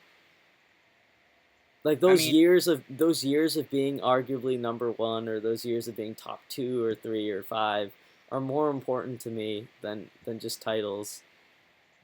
I agree with you. I Ken is agree. like I people. I think I mentioned my how I disagree with the Wilt and Russell comparison before. But if anyone follows tennis that's listening to this, Ken is more like, and maybe I have the comparison wrong, but this is just my initial guess. Ken is more like Rod Belver, like winning tournaments before Grand Slams, or before like the modern era of tennis, or before like the real Grand Slam era of tennis. Like, it's just a very different era. We still count it as part of the competitive era, given the the line we drew at game over. But I still think like those years just matter way too much, and to me they matter more than titles. And I think it's a little. I can understand the consistent rationale for valuing just titles, but for me, I just think given like the titles aren't that much of a difference, and the fact that Mango and Armada are still playing make me inclined to give them the advantage. I think Ken for me is like at number three, but I think all that said, like you still have to win a certain amount of titles to be in the Ken threshold, which is why I don't think Mute King will pass him. I think it would be really difficult for Hungry Box to pass him at this point. I think if anybody's going to do it at this point, it's going to be Hungry Box or Levin. Yeah, it would be, but and even then it'll be really hard for them. Dude, Levin's gonna need like 4 years. I think Leffen. I think Unless he literally wins everything, he's gonna need like 3, 4 years. I think he could do it in two or like 2.5. But he needs to be playing good. The thing is, like, if he doesn't do it, just historically speaking, like, you can't get to somewhere like to around Leffen's level and like stagnate. you have to break out because otherwise people catch up to you. Yeah. Like, how many times have we seen through history someone like J-Man or Zoo like just be outside the top 4 or 5 or whatever, or like in Leffen's case, he actually won a few. He actually won a few tournaments, which is really good. Which is Hey man, really good. Yeah, J-Man did win. Don't go down there, Jeff. But but what I'm saying is, in Leffen's case, like he at least won a few tournaments, but he has to keep that up because otherwise, like the field behind him is gonna catch up. That's what makes Smash so crazy. Like, just historically speaking, like immediately after you make an improvement, you have to make that other improvement afterward. Otherwise your chances are done. And like, I I don't even mean this as an insult because I still view him as a top 15 to 20 player ever. But otherwise, like look at Shroom. Shroom definitely works hard at the game, despite him sometimes saying that he doesn't. Like, he's an incredible player, just like really he's a not a generation defining, but he's like a staple in competitive Smash as an elite or as a top player. But look at him, like he still needs to break into that top level because if you don't go in immediately, it gets harder and harder. Yeah. I think the fact that he can even stay consistently, like lower end of top 10, is Yeah, already. it's extremely. I put Shroom as my number 14 of all time, and I'm pretty sure that got a lot of crap. I mean, I give you a little bit. I personally think I would put Wobbles slightly above him, but I think they're both really close. I mean, Shroom has literally been top 5 since, or not top 5, sorry, top 10 to 15 since like 2010 or 2011. I mean, I don't disagree with you that he's really good, but Wobbles was also top 15 for quite a while, and then he got number 6 for like 2 years. So, And he does have the second place at Evo, to be fair. But yeah. I also don't value runner ups as much. But maybe I should. That's fair because Wobbles has beaten more gods. Yeah, I think it actually is really close. I think it's a peaks versus consistency argument. But either way, you get my point. I just think it's so stupid and pretty. I just think it's so stupid that people act like Ken should be only above Armada and not Mango, or only above Mango and not Armada. It literally makes no sense. Yeah. Wait 1 second.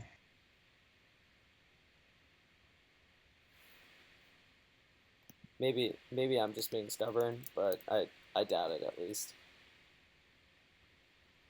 Yeah, I agree with you.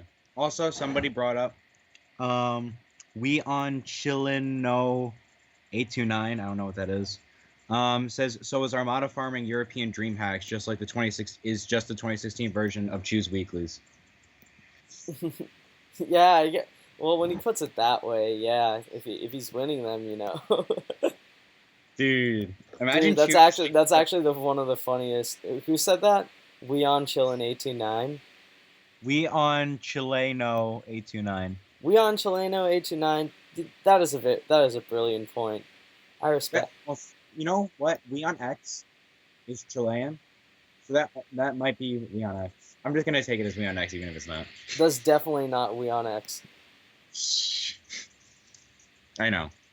Also, random thing. Who is actually Webs? Because I'm pretty sure Webs in Twitch Smash is just Web Smash, right? Yeah, Twitch's Web is a different guy. Okay, I didn't know who Twitch's Web was. He's another stream master. Okay, or I mean I've seen him before, but I'm not sure. I forgot whether he was GameFAQs or anything like that. The stream cracked 10 viewers at one point. Oh, it did? Yeah. Oh, why didn't you tell me? We could have celebrated. We're in the middle of talking. Now it's at like 5. All right. But it's like going up and down. Cool. Okay, All right. So anything else you want to? I know that didn't really talk about Mango versus Armada, but I wanted to bring them up in comparison to the Ken point and how I think it's really unintelligent that people act like Ken should only be above 1 or only be below 1. I want to bring up this one point that someone brought up in the SSBM subreddit where somebody said that either Ken should be number 1 or not even top 20. Did you see that post? I didn't see it, but that sounds dumb as shit. Sorry to whoever wrote it, but that actually makes no sense. He said either you count in terms of accomplishments only or you count in terms of skill only. And if you count in terms of skill, he's not even top 20. I didn't agree with it either. I just wanted to bring it up. Everyone else was saying like this is more. Our list is more a combination of accomplishments and skill. Yeah, because that's how I think any list should really go. I know he was. So I just wanted to bring it up. Okay. Anyways, I think it's time for the legendary Excel spreadsheet. Oh, the Excel spreadsheet. Are we ready for this? Are we ready? All right. What do you think? Should I keep this on the podcast or keep it in the recording, or should I stop the local recording? You can stop it if you want, but like Nah, Excel. I'll keep our predictions online because you never know. Whoever I'm gonna try to upload this by tonight, so maybe we can so so the that way the viewers at home or the listeners later will have something to watch and they'll have something to listen to or watch at work. All right. Give me Oh, just link the local and the thing. what's up? Tavigant's just linked a weekly, Pacific Northwest weekly, and it has Professor Pro, Zagetto, Amsa, Spud, Adam, Eisengo Bay, and those are the top players there. Holy crap! Amsa versus Spud is coming up. Let's go, Oh, that's sick. Oh, dude. why are we streaming this? God damn it. Dude, Spud better win. Do you want to just do the no? Let's get our Dome Park on the Grass predictions out of the way now. Dude, I kind of want to watch that. I kind of want to watch this. Okay, I mean I could watch it on the side and just show the window, right? Yeah. All right, give me a second. Spud being seated 6th. Yeah. All right, let me get my Dome Park on the Grass predictions out on the stream right now. Okay. Let me get the paper.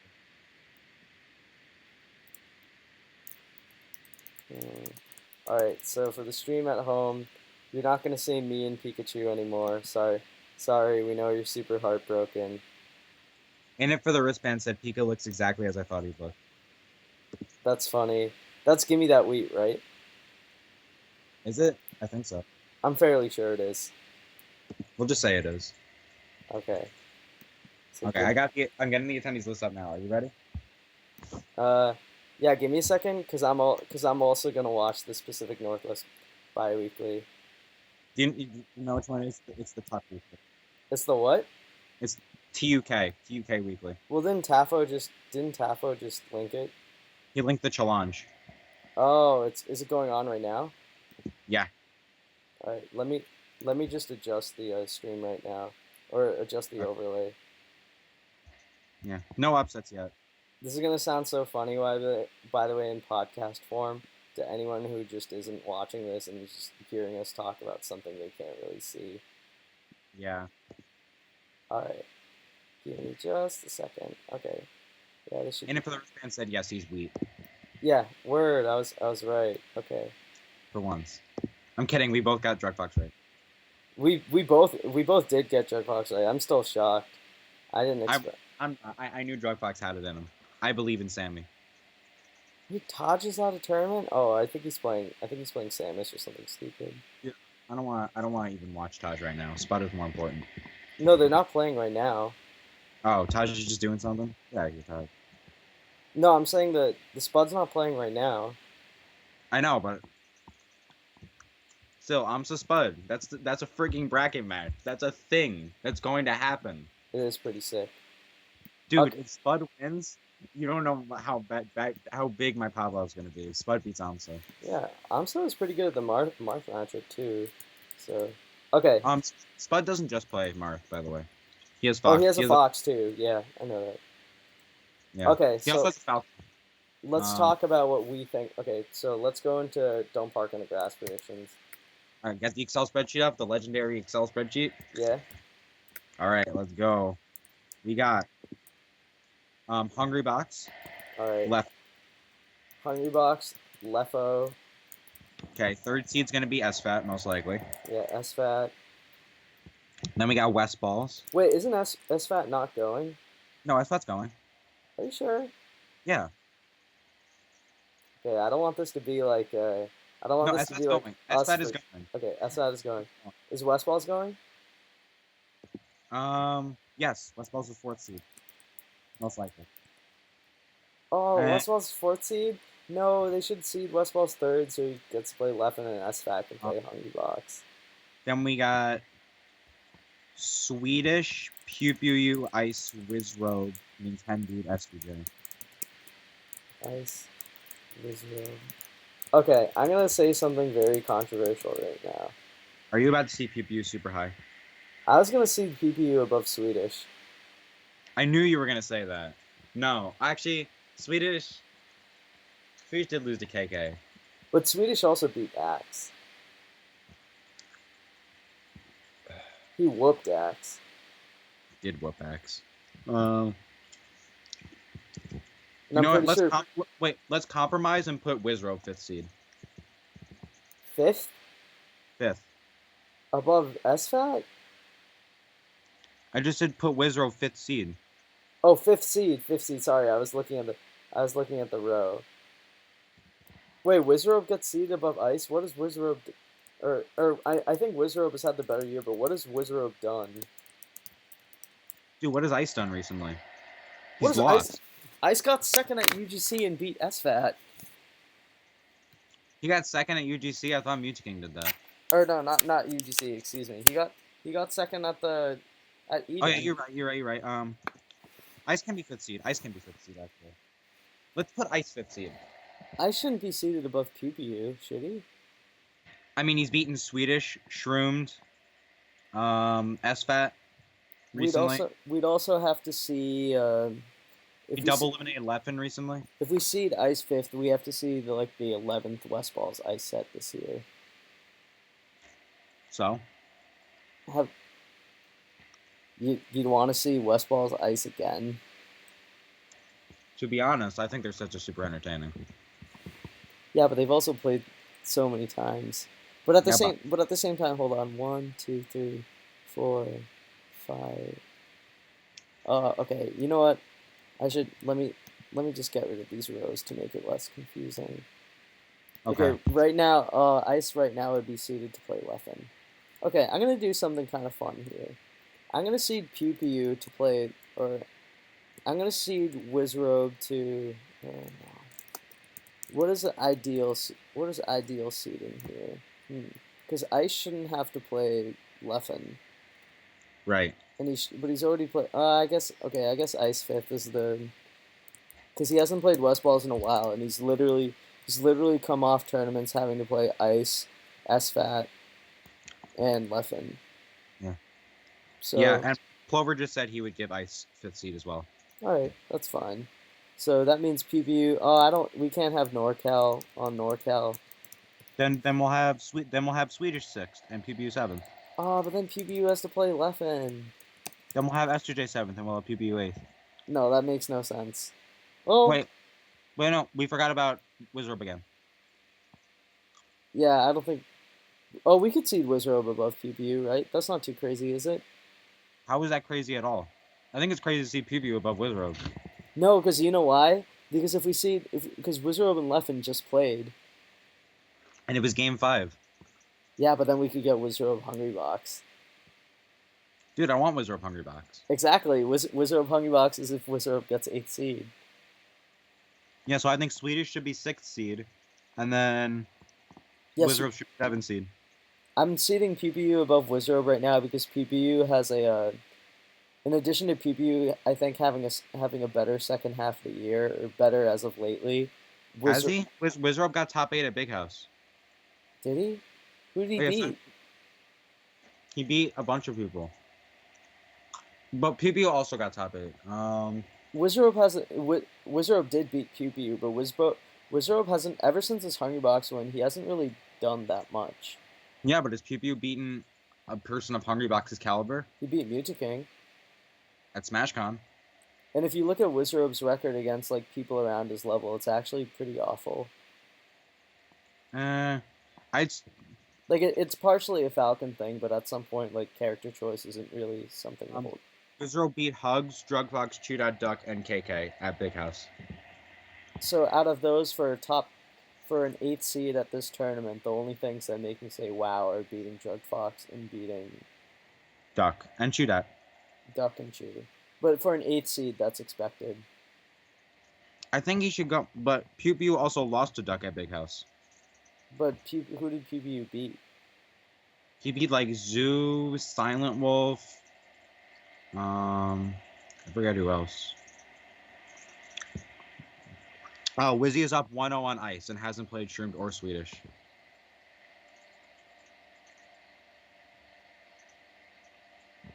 Okay. I think they're close, but I think PPU has just done more in the second, because No, you have no, to, because no, Wizard no, also has so many bad losses. no, but wait, what was I gonna say? Doesn't Wizzy have a loss to Pork Chops in the second half of the year? Yeah. Okay. Pew Pew beat Zoo, Blade Wise, Zane, Chillin, and Silent Wolf to make top 8. Yeah, all fairly expected for a 7th or 8th seed. Yeah. I think Pew Pew and Wizard are pretty close, but I'd give Wizard the edge. Wizard has a Godwin, but he just does so bad against people his level. Does he though? Does he really though? He has an even record with SFAT. He loses to Axe, I think. He Yeah, he loses to lost West Balls, Axe, Plup. He loses. He hasn't played Swedish. or Shroomed, but he beat Ice, and he's even with SFAT. So, but he's also. I think Wizzy needs more data. That's why it'll be perfect. We'll see Wizard of Hungry Box is a fluke or not. And Pew Pew only does good against West Balls. Well, let's put it this way. Do you want to see PPU Hungry Box and Wizard of Leffen again, or do you want to see PPU Leffen and Wizard of Hungry Box? I think both are interesting matchups. Yeah. Okay. Well, point is they're We'll keep it how you have it for now. Yeah, Why not? just for now.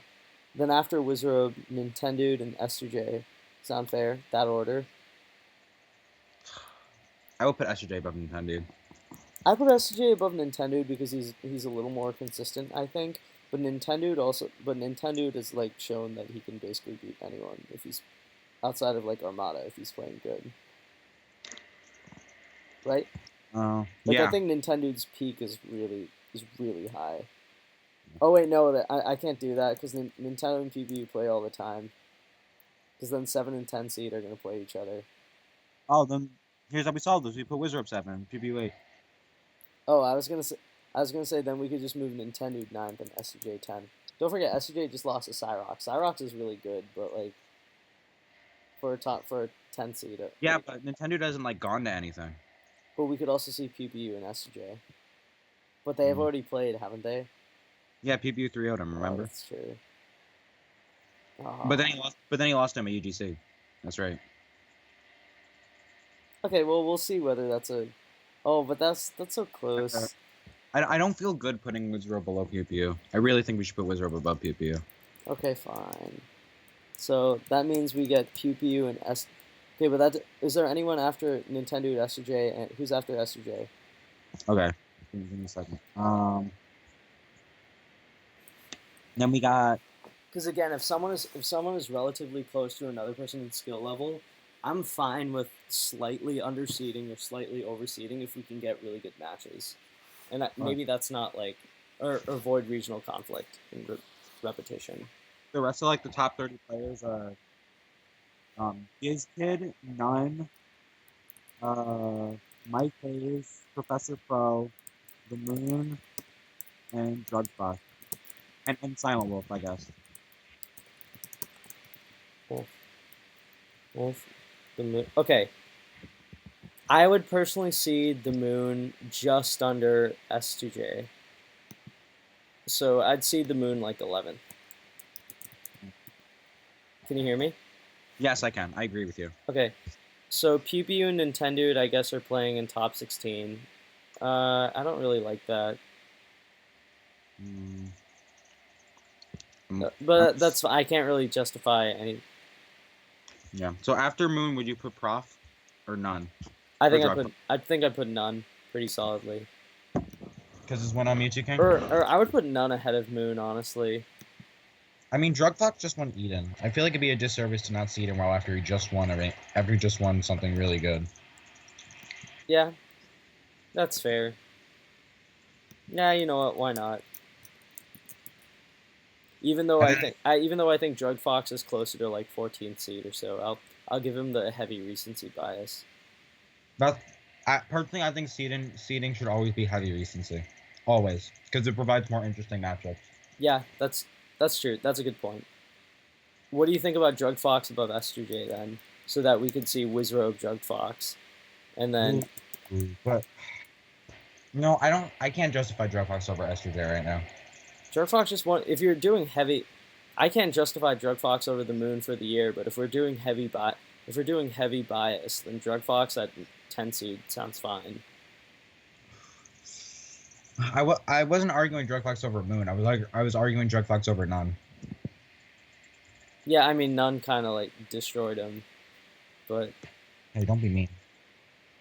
I'm not being mean, dude. If you ask Drug Fox, he would tell you the same thing. I know. Clover is saying Moon, then None, then Drugfox. See, the thing is, it makes it so hard because like, I agree, I agree mostly. Like that order sounds fine for the year, but Drug Fox literally won an event. We're trying to find ways to avoid like non-conventional matchups, you know? It's true. This is close. Do you think there's any argument to seed none over S2J off heavy recency? No, Even I don't off want. I don't feel like you can. I really don't feel like it. none just came off fifth at UGC and just beat Mewtwo King. But I still don't feel like he's better than S2J. No, I don't think he's better than S2J either. I'm just saying that if we're going off trying to find interesting matches, I feel like we should try to keep the seeding as accurate as possible. okay. So I think what Clover suggested is the best. So after Nintendo, who goes after? I think he said Moon, then None, then Drugbox, then DizKid. The Moon, None, Drug Fox, DizKid Boogie, And then there's also Prof and Mike Hayes. Professor Pro, Mike Hayes. I don't know where to put those guys. I don't know where Professor Pro and Mike Hayes could go. Mike Hayes did just beat Mango. Do you put Mike Hayes above Silent Wolf? Yes. Yeah, I do also. He just beat Mango. Yeah, no, I do too. Do you put Mike Hayes above Professor Pro? That's actually a really tough one. I think they're about equal right now. I think I would have said Mike Hayes given the Mango win, but Professor Pro, in addition to having a random win on Leffen this year, even if out of shape, Professor Pro kind of spanked Mike Hayes the last time they played. Yeah, but Professor Pro also just lost to Oh, Kira. right. Okay, never mind. Mike Hayes goes immediately above Professor Pro. I know, right? I'm sorry, Kira. The Smash God and Kira. How did we forget that? In fact, I'm gonna put Silent Wolf above Professor Pro right now. Professor Pro also beat Swedish Mushrooms. I'm gonna put Silent Wolf actually above Mike Hayes. You know why? What are you doing? I'm gonna put him. Mike Hayes just beat Mango. Come on, man. I'm gonna put him high because it's Pacific Northwest bias. They're gonna, or no, never mind. Just kidding. Because we get to see Silent Wolf Leffen. Yes, even though Leffen will destroy him. You never know, man. Otto's really good. Okay, so we got it now. So there's Hungrybox. So this is our top 16 projected. Hungrybox, Leffen, SFAT, Westballs, Ice, Swedish, Wizrobe, Pew Pew, Nintendo, The Moon, None, Drug Fox, DizKid Boogie, Mike Hayes, Silent Wolf, Professor Pro. Yes, I agree with that. It just feels weird putting Drug Fox at 12th after his win, but I think it's logical. Okay, so now we got the next tier player. I mean, honestly, it feels even weird putting Drug Fox above Mike Hayes, to be honest. Or I know I just said to be honest at the beginning, or twice, but it feels weird putting him above Mike Hayes. But again, I guess heavy recency to try to get more diverse matchups. So the next batch of players is the European Barrage. Here we go. Over Triforce, Android, Amsa, Zagetto, and Adam. Over Triforce, Amsa. Is Adam better than... Or no, Zagetto I think is number one right now, right? Yeah, Zagetto's better than Amsa right now. Yeah, I was gonna say I could have sworn Amsa is no longer known. So over Zugetto, Amsa, Did Adam. you put Yeah. Android? Would you put Android? Would you put Android above I put, Zugetto? ooh, that's a tough one. I put him above Amsa definitely. I don't know about Zagetto. Zagetto's been really good, man. Yeah, And and also Android, Android's coming off a slight he slump. lost to Reeve at UDC, so I'll give Zagetto the edge. Okay, so Android, Amsa, Adam. Who's that? Let's go. Who else is international Okay. there? Rudolph. Okay, I'm gonna put. This is gonna be crazy of me, but I'm gonna put Rudolph above Zugetto. Or you think Um, that's jumping the gun a little bit? Rudolph lost to Android at Big House. Oh, that's shit. Rudolph ahead of Amsa then? That's that's really close, actually. I don't know. I think they're around equal. I'll give Rudolph the edge because he's Rudolph. What is Rudolph's best victory at Big House? Drug Um, he Fox? he destroyed Drugbox, and he basically had ice. He choked that so hard. You know, if I switched Amsa and Rudolph's placing, I could have Drug Fox play Rudolph again in the run back. I don't want the run back though. I want unique matchups for Rudolph because he barely comes here. Well, in that case, Rudolph, I kind of feel like this kid Boogie is gonna wobble him 12 times or We 8 don't know that times. though. We don't know that. Yeah, actually, doesn't Watch play Ice Climbers? Yeah, and Watch is like one of his training partners. Wow, so maybe Rudolph will show something we don't know. Okay, so then other good players Yeah. are Bladewise, Gatsu, and Gravy. Oh, gee. Okay, I'm gonna see them above the Europeans. Just other than Prof and Over, I'll Wait, get really? You would see Bladewise and Gravy above all of them? Bladewise and Gravy are really good. I would put them like just under Over. Even Bladewise?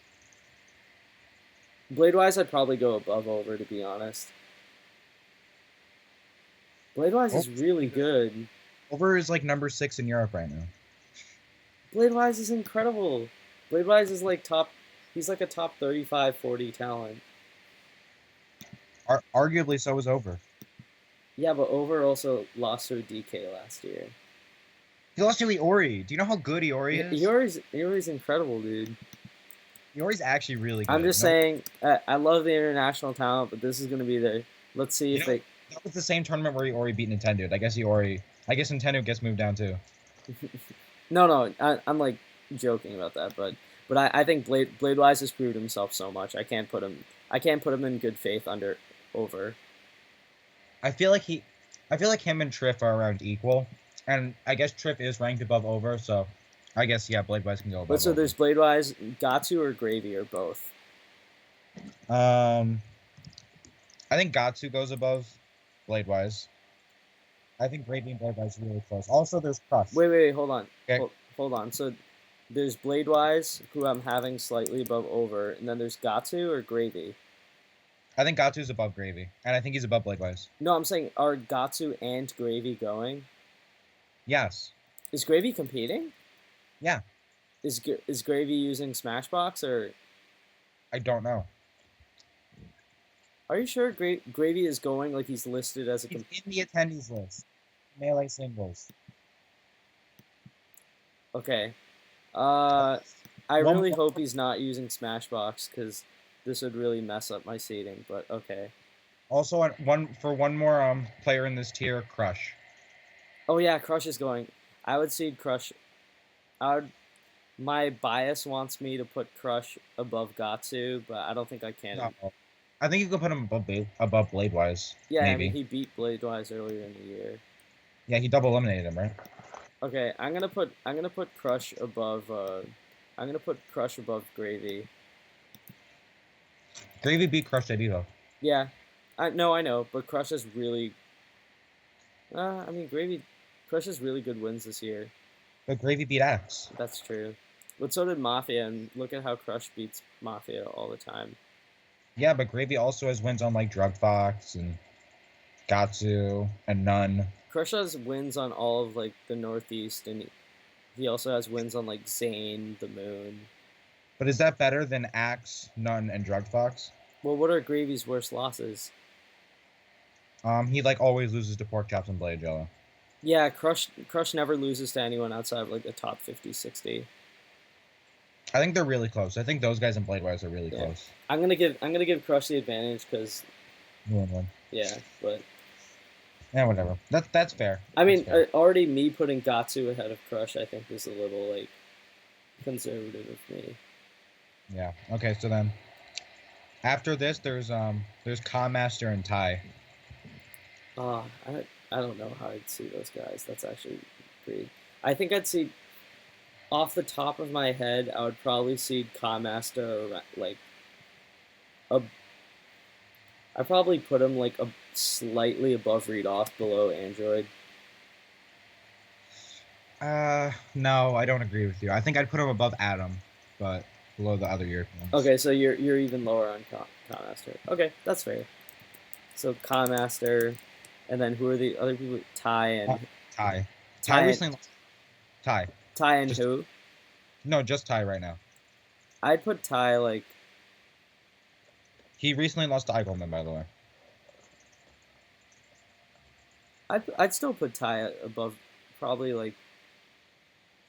I put him above Adam. I put him above Master also. Yeah. I think they're around equal. Tai did beat Kage, and when Kage went to Europe, he bodied everybody.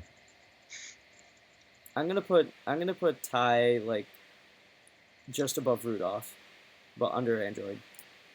I put him below Rudolph. Above Amsa? Above Amsa. Okay. Okay, so I'm looking for other players that we have.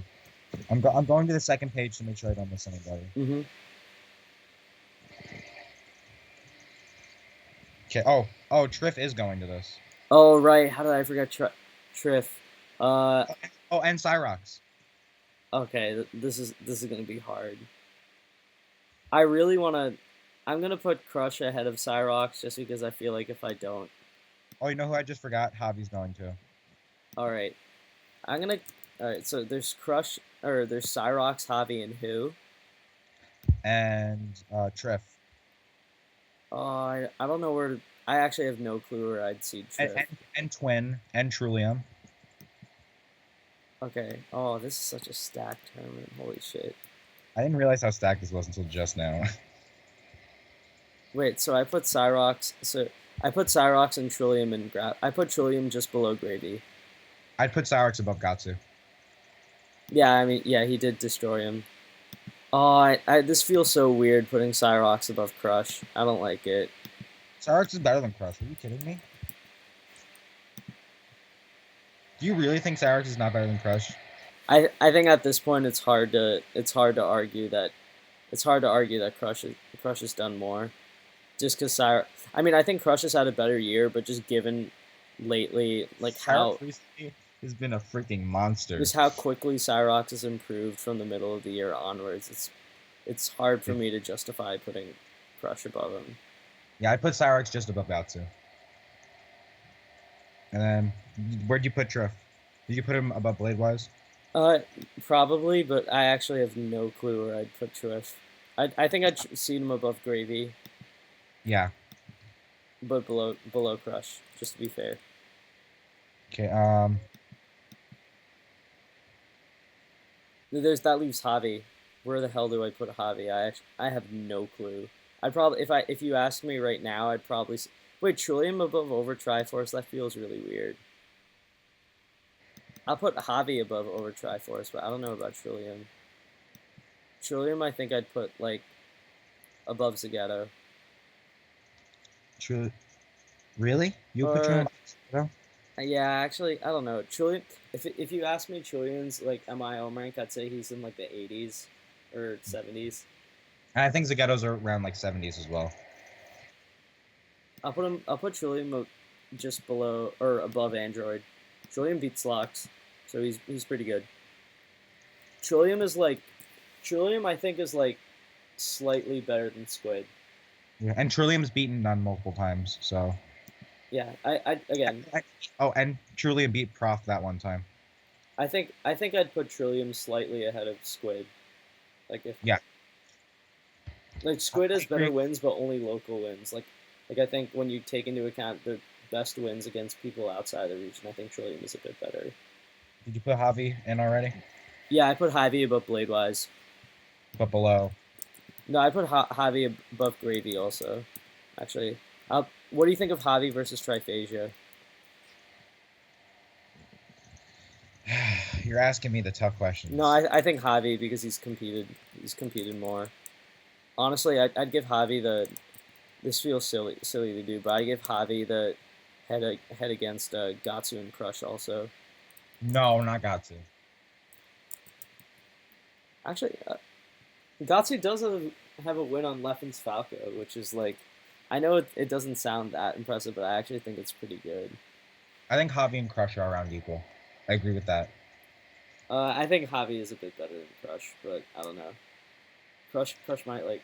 I doubt Crush really cares what someone like me would think, but Crush has a lot of really good wins this year though. That's the thing. But he does. But like as far as like a peak performance, like Javi has beaten someone like Wobbles, and he's been Uh, established for a while. Where's Amsa, Amsa 3 stock Spud game 1. so Spud's going to this? Where do I see Spud? We're not even up to Spud yet. We still have Twin. Spud and Twin. Twin's better than Spud. That's not even freaking. How good is Twin? I'm not too familiar with. He's like probably second best in Mexico. Okay, so is Twin below Adam? No, Is Twin above Kamaster? arguable. Okay, I'm gonna put him slightly below Kamaster then. And then I'm gonna put Spud at 34th. Would you though? We have Fat Goku. Oh my god. It's more people. I'd put Fat Goku like tie Oh, level. we also have Chip. I'd put Fat Goku and Chip around tie level. I put Chip above Fat Goku. I would too. I'm Chip looking is for. really good. Oh, we have NMW. With Chip and Fat Goku. Oh damn. Holy crap, we're not even close to done. I'd put NMW like so if this is based on money matches, I'm pretty sure NMW would be like Wait. Before you say anything, can I just say the rest of the people we have left? oh yeah, let me write them down. NMW, Okay, we got Toph, Toph. Rustin. Who? Rustin. He's a Oh Pacific. Rustin. I thought you said Weston for a second. No, Rustin. Yeah, Uh, Rustin. Psycho Midget. Psycho Midget. Flamin' Roy. Wait, Flaming Roy is coming out to this? I know, right? What What? is this? Okay. Nightmare. Yeah. Wembo. Yeah. eBay. Iceman. Spark. Spark is good. What about Vino? The You Puff. mean Vinod? Vino, the Puff. Yeah, Vinod. He's going. I think that's all the good people.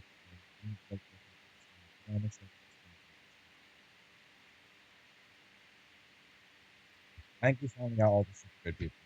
I can't hear you. What'd you say? I think we finally got all the super good people. Okay, where does NMW go? The thing is, Uh, based on his actual skill talent, I would or based on like how he does in money matches and how he looks whenever I watch him oh, play, I would put oh, NMW above Chip. Android doesn't go. Android's not going. Oh right. Okay. All right. I would put NMW above Rudolph. I know Rudolph has shown more, but NMW is super good. Okay, so Amsa 2-0 Spud. Last game was last stock. And Zagetto 2-1 Rustin. Okay. I think I would. Would you say NMW is Android's level or not at all? Um, NMW is really weird to evaluate though, because his nationals are pretty up and down. But W did recently beat Laudandos. yeah, and NMW also, like not even just the money matches, he's been getting a lot better, super fast. So would you say you put him above Rudolph? Yeah, I think Maybe. that's fair. I think I'm just really high on Rudolph. I think I put him just below Rudolph. I mean, I'm putting NMW. I put NMW below Trillium, which I think is fair also. Yeah. All Yes, I right, agree. where would you see Toph? Um, I think I I'd think I think I'd put him above Spud still. yes, I agree. I think he go below Adam. Yeah. Toph is still really good. People don't know that. Yeah. Then after Spud, I'd go Nightmare. You'd put Nightmare below Spud. Yeah, actually, Nightmare be chilling. what's Spud's best win this year? Spud. He dominates Australia. He took Zoo to game 5. He beat MacD a bunch in friendlies. He beat Onacer, and then he lost Okay, to never Ryan. mind. Never mind. I think Nightmare is pretty solidly ahead of Spud, but I'd put Yeah, Nightmare below Toph. I think that's really close. Toph beat Nightmare. That Yeah, that's what's making me think. I think I'd put Toph above Nightmare still. Yeah, I would too. Then Nightmare Spud. Um, that leaves Spark, Iceman, Venus. Wait, isn't Spark above Toph in the PR, NorCal PR right now? Is he? Yeah, I'm fairly certain. So I'd probably put Spark. Like if Spark, like let's put it this way: if Spark and Nightmare played, I'd probably bet on Spark. Would you put Spark above Nightmare? I don't know if I'd put him on Nightmare on like SSBM rank, but if they played in bracket, I would feel very confident in Spark. Well, if you wouldn't put him above him on SSBM rank, then would you put him above him in seeding? Okay, that's fair. I put Nightmare above Spark, but Spark above Toph. So Nightmare above Toph also. Yeah. No. No. What am I thinking? See, this Sorry. this is where it gets really weird because Nightmare, like, you might argue. I think Nightmare is like just outside of top 100 or borderline. Toph, I, Toph, Toph might be borderline, and Spark might. They're all like around the same level. But Spark is better than Toph in the local PR, and I think Nightmare has really good national wins. So let's put Spark above Toph, Yeah, but put Toph above Nightmare. yeah, that's what I did. Okay. Okay. After that, I honestly like Rustin, Psycho Midget, Flaming Roy, Wenbo, Wenbobular, eBay, Iceman, Vino. Those guys are good, but I don't see them. But I think they're a little bit worse than the people we've already listed. I think Psycho Midge is pretty good. Second, no, all of them are really good. But I'm just not sure if they can beat the top. Like, Iceman made bracket at Big House. yeah, actually, that's true. I think from then I would go Iceman, Flaming, or I would go Psycho Midget. Actually, no, I put Iceman above Spark. What? Really? Yeah. I know Iceman is ranked highly in his region, but Spark is also from the toughest or one of the toughest ones. I It's mean, but Iceman made bracket at Big House, and he beat people like Kage. how did Spark do? He beat Alex 19, and I think he got 65th. Is beating Alex 19 that much worse than beating Kage? I think they're around the same, but Iceman also outplaced him. Iceman also beat Absent Page. Is Iceman better than Toph? Arguable. I'll give Toph it on Legacy. Okay, so I think I'd put Iceman just. This is like where all the weird Marth play Nightmare, Spud, and Iceman. Yeah, I think Spud's clearly the worst of them, though. Which makes me sad. Remember when you said Spud was top 50? I said he had the potential. Leave me Okay. alone. Then I think from there I'd go. I think after Spud I'd go Psycho Midget. I think Psycho Midge is better than Spud. I'm gonna give Spud. I'm gonna give Spud the benefit of the doubt. Psycho Midge beat Azusa at SSS. That's also Peach Puff. But he also has beaten several other really good people. Yeah, There's no I'm sorry. There's no way Spud's better than Psycho Midget. I'm sorry, Spud. You don't think about any chance? I don't think there's any chance. Yeah, I mean, so considering we can't think of good wins for Spud other than Australia. Adam 3-stock prof game 1. Damn. Let's go, Adam. I'm not changing Adam's seeding either way. No, me neither. I think he's perfectly fine where he is. Adam also 2-0'd Isengol Bay. Wait, Isengol Bay's going to this. Oh my god. Alright, but I would give Isengol Bay the Isengol Bay is not as dominant as he was like in 2014. Like this is too Bobesco now. Would you give Isengol Bay the nod over Spark? Yes. I put him over Toph too. Yeah, that's what I'm doing. Oh yeah. Wait, so then who's he below? Isengol Bay's below Adam, Schwinn, Commaster, Amsa, Ty. Yeah, that's fair. That's fair. Hasn't Toph beaten Ty this year? No. Ty beat him at Evo. Okay. Lovage is going too. Lovage, I have no clue where to seed him.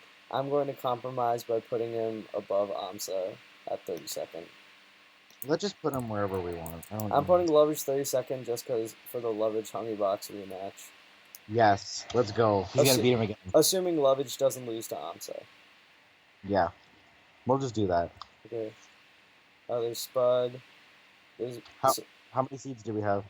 We have Flaming Row, Wembobbler, eBay, and Vino left. How many numbers do you have? We're at 43. How many would this give us? 48? This gives 47. Fine, put them in. We'll put them in and then we'll find one more person. Alright, we'll put them in some order. I'm gonna go Flaming Roy, Vino, eBay, and Wembobbler in that order. Okay. Just because let's just say red. Let's just say other for 48, just to round it out. Wait, hold on. Double check the attendee. Oh wait, there's Rustin. There's Rustin also. Oh, okay, good. So Rustin. Where would you put Rustin? I think Rustin is like a little bit better than Vino or Vino. Yeah, I think so too. Isn't Rustin number 3 in Western Washington? Or is that Iceman? That's Iceman. I think Rustin's number 4. Okay. Wait, hold on. Double check the attendees list. Did you put Fat Ugly in there? Yeah, I did. I put him just below Chip. Alright. So we got Mchi, S2B. Wait, who? Mchi and S2B. Alright, I'm gonna put S2B at 49 and Mchi at 50. We got Shunsuke. He's a pretty good Pacific Northwest player. Who? Shunsuke. Oh, I've never heard of him. Oh, it's fine. We got Mojo Monkey. It's not Mike Monkey. Who else? CMG. I'm naming all the people that I can see. Mm-hmm. Phil Balloon. Who? You don't know these people. I'm a stream monster. That's why I know these people. Ooh, is Metric going to this? Metric recently beat Bladewise. For a second, I thought you said Phil the Moon. No. Tino Joe, Drew Gong. I'm looking for anybody that's like. Oh, good. Drew Gong's going? Yeah. Okay, I would. Sorry, Keith. I'm gonna put him ahead of FCD. Oh, for a second I thought that was. For a second, you thought what? For a second, I thought that was the Midwest Yo-Yo. I was about to get really mad, but it's not.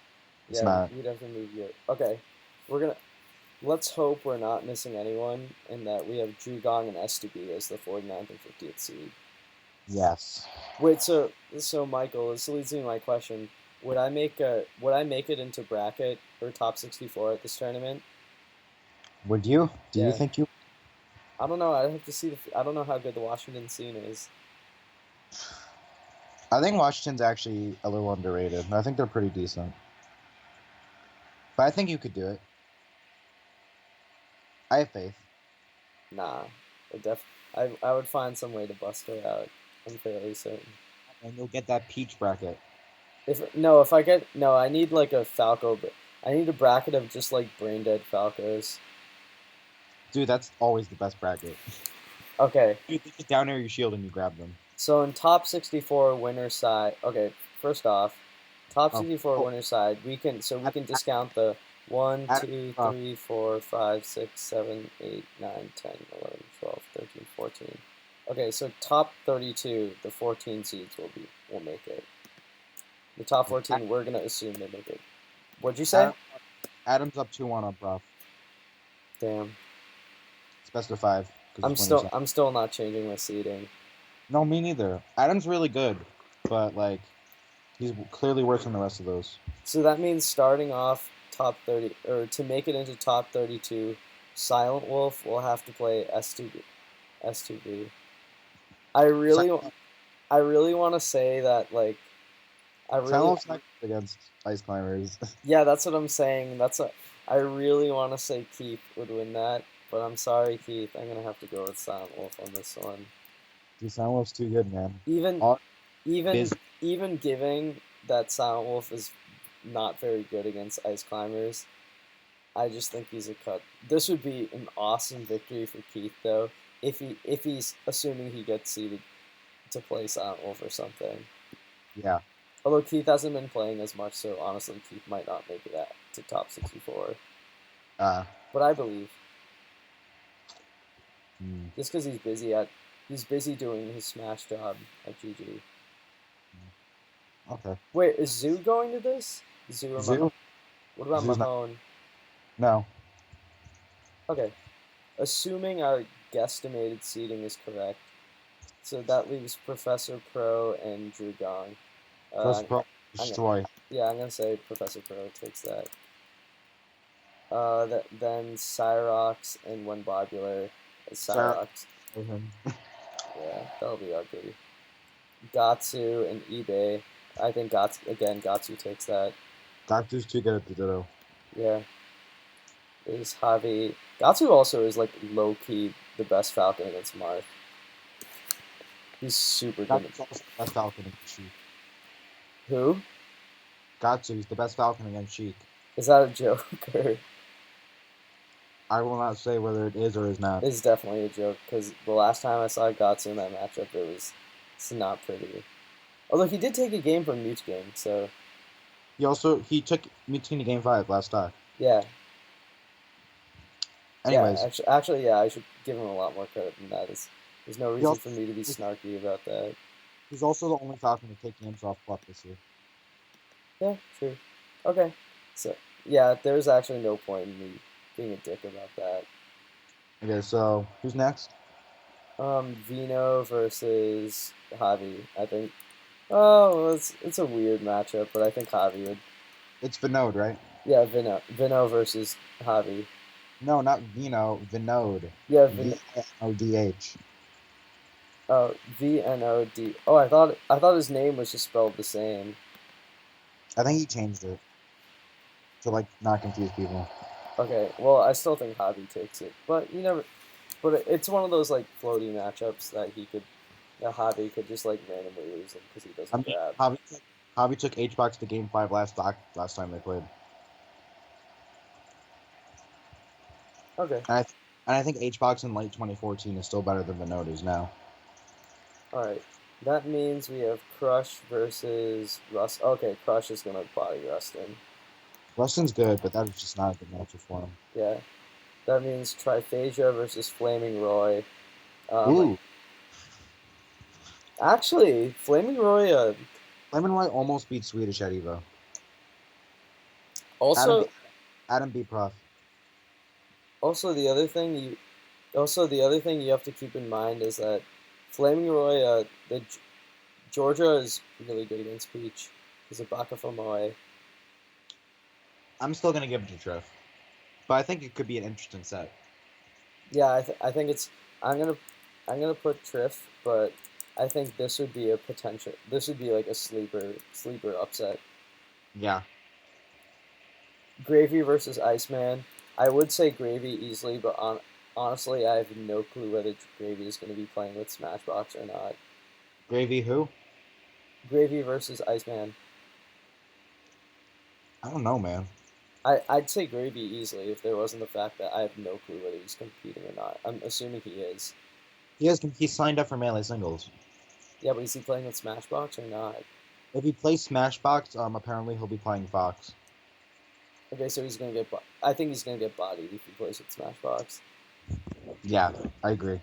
But if he's not, then Let's give him the benefit of the doubt and just say yeah. the Gravy. Then that leaves Bladewise versus Nightmare. Uh, I think Bladewise takes it. yeah, Bladewise is really good against Marth. I feel like Nightmare kind of plays like the wacky like Marth that will strike to Dreamland first. For his first. Nightmare's literally none if he played Mar. I don't know. Over Triforce and Toph. I still take Bladewise. So over Triforce and Toph. Over will beat Toph. Pretty bad. Toph is not good against Zeke. Yeah.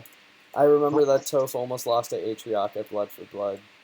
Toph lost to Tesla at Pound. Do you know who Tesla is?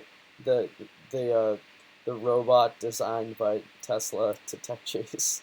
He's actually like a hidden boss in MDVA that like never goes to anything. So then, Really do you good. think there's what would you give Toph's chances of beating over? 0. You don't think he has a shot? I don't. I'm sorry. Unless Toph is playing one of his on fire technical days. What if like over is jet lag and Toph is feeling himself playing super well. Toph actually like when he's on point, Toph is surprisingly super good.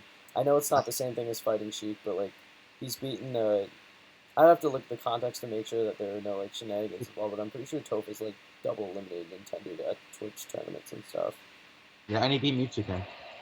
He beat Mewtwo. Okay, that actually is like legit shenanigans, but Toph can play super well when he's on point. I agree. So I still think over will win. Fair enough. So that's Zagato and Spark. I think Zagato You think Zagato will take it? easily. Zagato beats Amsa all the time. Yeah. Zagato beats Amsa every time. Is Amsa that much better than Spark? Yes. You think so? Yes. Why is this a question? It's freaking Amsa. Okay, man, I'm just saying Spark gets to play all those NorCal Foxes. Yeah, but Zagato's like insane at the matchup. Alright, I'm gonna put in Zagato since you seem confident. This man actually thinks the Spark's gonna beat Zagato. Alright, so then that's Trillium and Isengo Bay. Oh, that's actually really good. Oh, I literally have no idea. I don't know how good Isengo Bay is right now. I don't know either. I'm gonna put Trillium in just to be safe. Yeah, Isengo Bay lost to Adam, so That's NMW. Oh, speaking of which, NMW and Adam. Adam just be prof. I'm riding high on him right now. Let's go, Adam. Who does Adam play again? I forget. Fox. Fox? And Falco. I feel like NMW has this in the bag. I don't know, man. Adam just be prof. I don't know what to think anymore. Yeah, but NMW has also been good. This would be a really good breakout tournament for him. Yeah, but it'd be a really good breakout tournament for Adam too. That's true. Wait, Adam Adam has already beaten Chillin this year, hasn't he? Yeah, he'd be chilling. NMW has like the thing is he's been getting so much better in NorCal and he has a really like diverse like I don't think there's a matchup he's really weak in. Dude, I think this is pretty close. I personally give it to Adam. I mean either way they're gonna have to play like they're gonna have to play a top 5 or 6 seed, so I think NMW is kind of screwed in that. Either one is screwed in that sense. I'm gonna give it to NMW, but it's really close. I think we should. I don't know. I think Adam wins. Okay. And there's do you want, man? You do you. Then there's Rudolph and Twin. Oh my. Rudolph's really good against Spaceys. Yeah, that's what makes me want to say Rudolph. I don't know who are the Marths that Twin gets to play. .jpeg. I think that's it. Yeah, I'm gonna say Rudolph. Yeah, I'd say Rudolph. I think Rudolph will beat him in a surprisingly one-sided set. Then there's Chip and Kamaster. Chip is gonna win this. Chip is really good at these weird matchups. Yeah, Chip beat Codemaster last time. That leaves. Oh, this is gonna be sick. Fat Goku and Amsa. That could be cool. I think Fat Goku has it. I think Amsa has it. No, it's a what? It's a Pacific Northwest Fox. These guys mall chic. Yeah, but it's Amsa. You really have no faith in Amsa. I have no faith in Europe over these guys. These guys are playing. Fat Goku is playing in Pacific Northwest. This is like a pseudo. It's the Bobby Fizz. Bobby Frizz is a god. Bobby Frizz would probably beat Amsa. No, let's not get into this. Amsa wins. Move on. All right, I'm gonna have my first upset of top 64, which is going to be Lovage over Ty. I agree with you actually on this one. Or no, sorry. Wait, hold on. Wait, so the Chip has to play Master, Amsa, Fat Goku. Oh no, I looked at this wrong. Hold on. Good job. Damn it. Good job. Who did I say? Who were we arguing? Spark versus again? Spark versus Zagetto, right? Yeah. I don't know why that's even an argument. Oh, shit. Okay, wait. Hold on. Just to get this. Who do you think is gonna win between Lovage and Amsa? I think Lovage has it. Amsa. It depends on what Lovage is playing. Amsa doesn't play like frustratingly lame, so I think Lovage has it. If Amsa. I don't know. Lovage like barely plays. Yeah, but Lovage is also Lovage. But Amsa's Amsa. Lovage is like super technical and will kill Amsa off a shine. Amsa's not the kind of. But Amsa has those fundamentals. Yeah, but that's what Lovage does well in. Lovage won't do well if he plays a sheet that just like crouch cancel grabs him and tech chases him to death. Amsa can do that. I'm giving it to Lovage. Dude, I don't know. I think that's actually really Who close. do you think wins between Ty and Master?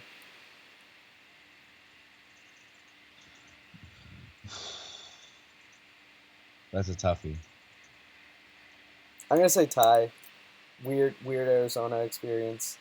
I'll just agree with you because I legitimately have no idea. So then Fat Goku is playing Twin. That will be tough. That's tough. I think Twin will win. Fat Goku, I'm pretty confident in Twin versus Fox.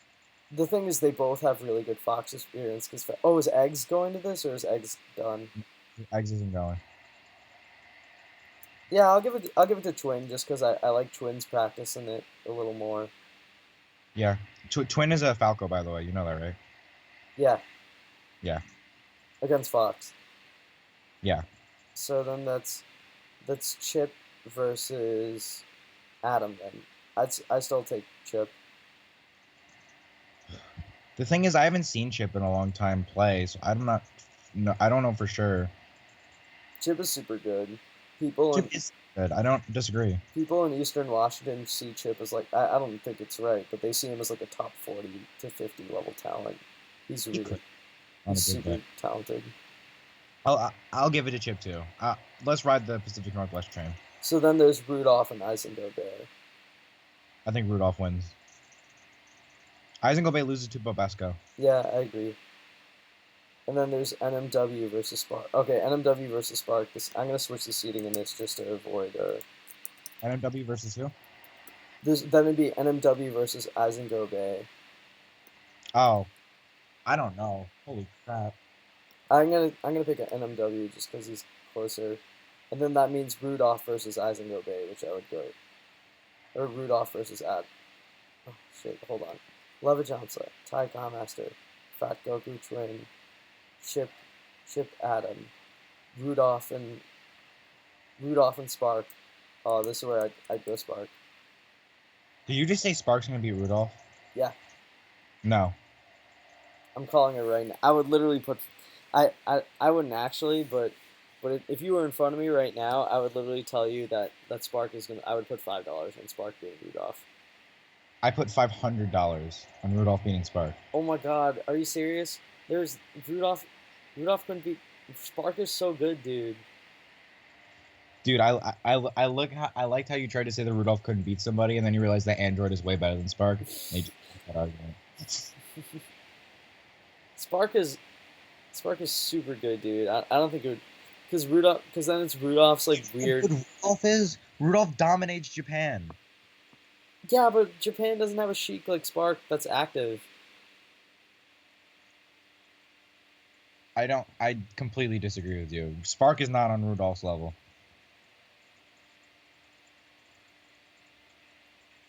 Is there anyone in chat disagreeing or agreeing? They're none of them are talking. They're all just disgusted by your opinion. Are they actually? No, but that's my opinion on their opinion. Okay, I'm giving it to Spark because I don't trust Rudolph's weird fox. I don't agree with you at all. Okay, either way, they're gonna have to play the 6th seed or the 5th seed. So Fine, whatever. wait, then to make so then there's NMW Eisenhower Bay. Wait, but then Rudolph plays who's the 5th seed? Like Ice.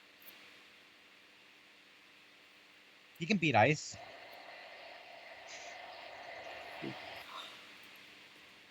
wait, hold on, I need to reorder this in my mind. Dude, this guy. In the 40th. Wait, so then Gravy is playing Spud instead. Oh, Gravy's gonna destroy Spud. Yeah, never mind. I don't. That's ugly. All right. Well, we just got a bunch of the seeding wrong, but it's okay. Whatever. Or I got a bunch of the matches wrong, but it's whatever. Yeah. Whatever. All right. So that's top 64. Top 32. Hungrybox versus Lovage. Hungry Box. Actually, you know what? No. Lovage. I wish in my heart, Lovage wins that. Wait, what if he does though? God, I just realized I got a bunch of the. God, that's so frustrating. I got a bunch of the top season 4 matches messed up. Oh well, whatever. Life moves on. Life goes on. So then that means Leffen will probably play Ty. I think Leffen will beat Ty so handily that Yeah. SFAT will play Twin. Ah, well. They had a close set last time. Yeah, and Twin plays that weird type of Falco that will like play pseudo passive, but then just like randomly call out SFAT in a few moments, and like kill him with some really silly combo. He's like a slightly more aggressive PPMD. So then that leads. I'd still give it to SFAT though. Yeah, I would too. That leads SFAT versus. Oh man, that's actually kind of scary. SFAT versus Chip. I think SFAT has that. Or no, not SFAT. Westballs versus Chip. Oh my god. That's low key really scary. Oh my god. You know what? I don't feel like Westballs is gonna win that. I feel like that's literally the perfect scenario for another Westballs upset. I still give it to Westballs, but I'm gonna bold this, underline and italicize this, just because Dude, it's literally the perfect matchup for. That is actually not a that. This Dude, has all the makings of a. Dude, like a lower end top 100 Marth early in bracket. That's like food for Or Westballs. like a hidden bot. This is like a perfect scenario for Westballs to just like randomly lose early and then make his way through losers back to top 8. You know what? No, I'm gonna call Chip wins, but Westballs is gonna get top 4 anyway. Okay. That's my opinion. I'm gonna put that on the side that Pika has Chip winning. Dude, honestly, this is literally the perfect scenario. You can't even say I'm wrong. Well, if this is assuming they play. If this happens, I really think Chip is gonna win. Oh my god, that's actually. Oh no. All right. Enough about that. Or Westballs. Ice versus Spark. Honestly, wait, hold on. How is Spark seed ahead of Chip? Because you're silly. Oh no, because yeah, wait, hold on. This is so confusing. Who You're the did worst. I have Spark beating? You had Spark beating like Rudolph. No, but Spark wouldn't be playing Rudolph in this situation. Spark would be playing. Or no, he would be. Just kidding. Never mind. And I think Rudolph beat Spark anyway. Okay, well, it's Rudolph or Spark versus Ice. If it's Spark, I think Ice steamrolls him. I think if it's Rudolph Ice, you know what? Rudolph literally had it last time. Yeah, but Ice also just came off beating Moon.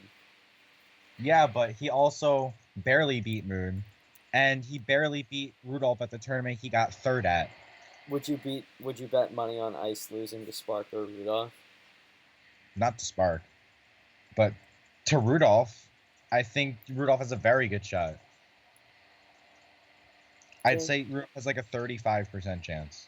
Okay. Yeah, I think he has like a 30% chance. Or 20, Yeah. or I think he has like a 25% chance. He's really good against Spaceys. Yeah, he is. I feel like the only matchup that I'm not confident in with him in is Falcon. All right. Well, okay, let's quickly go over this because I do want to go to bed at some point. Damn, bed All right. sucks. So we have Ice beating Spark. There's NMW Swedish. NMW has gotten a lot better against Sheik, but I think this is, or no, yeah, it's NMW. NMW's gotten a lot better against Sheik, but I think this is a different kind of monster. Yeah, Swedish will beat him. I mean, NMW practices against like Shroom, doesn't he? Yeah, and he did beat Laudanus recently, but come on, it's Swedish. It wouldn't. I wouldn't be too surprised if NMW won it, but I would be like pretty impressed. Amsa beat together. Oh, this is another upset potential one. Trillium Wizrobe. Dude, I low key think Trillium is gonna win this one. I think there's, you know what? Yeah, I agree with you. This is kind of scary. Or no, it's still Wizrobe. But again, I'm gonna put, let's put it this way. I would put Wizrobe in the underline, bold, and italicize. This is a that level of a scary upset. No, I wouldn't italicize it Yeah, because maybe. Yeah, it's actually, you're right. it's not like that. Yeah, it's not like West Balls versus Chip where it's like, oh no. Spud beat Rustin, by the way. Oh, that's pretty good. Marth That's a pretty Peach. good one, actually. He's actually pretty good at the Peach matchup. He beat MacD in friendlies like all the time. Oh, Prof versus Spud. That's actually super hype. Wait, Pew Pew versus Sagetto. Pew Pew. Oh, I forgot Pew Pew was going to this. I forgot about all the top players because we spent like a million years. Yeah, so Pew Pew. Yeah, I have Pew Pew pretty solidly winning that. Nintendo over, Nintendo easy. Yes, I agree. The Moon Blade-wise, I have the Moon, but it wouldn't surprise me if the Blade-wise. I'd give Moon like a 60% chance of winning this. I give him closer to 70%, but I still think Moon wins. Yeah. None and Gravy. I think None wins it, but Gravy is really good at the. Gravy Falco. actually. I'm not sure if Gravy's gonna use Smashbox or not, so I'll give it to None. But I think if Gravy actually just uses his controller and plays Falcon, I think he'll beat None. Then that's. Oh, okay. All right. This is what I think will be a really hyped up set, but it'll turn out really ugly. Drug Fox versus Triphasia. Drug Fox destroys Peach. Other than Armada, I can't think of the last time a Peach is beaten as Fox. And Drug Fox took a game. Yeah, Drug Fox took a game after striking to FD. I think he brutally beats Triphasia. I don't think he brutally beats him, but I think it'll be a very solid victory. That leaves a Crush and Diz Kid Boogie. I think Crush is going to take it.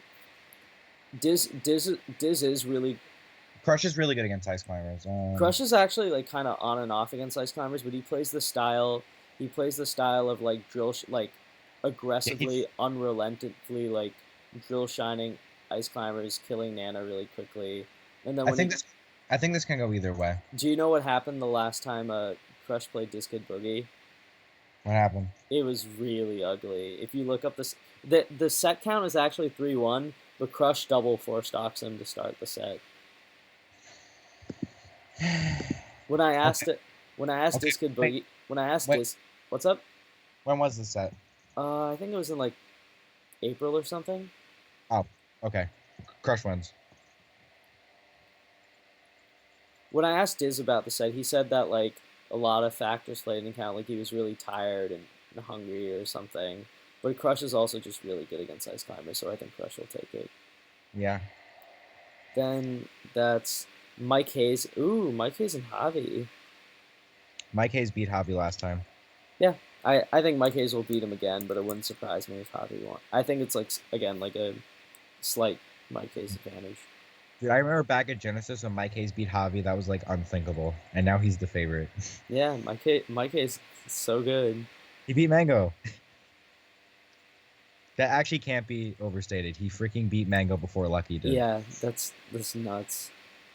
Silent Wolf Gatsu. I think Silent Wolf will take it, but Gatsu has been kind of on the rebound.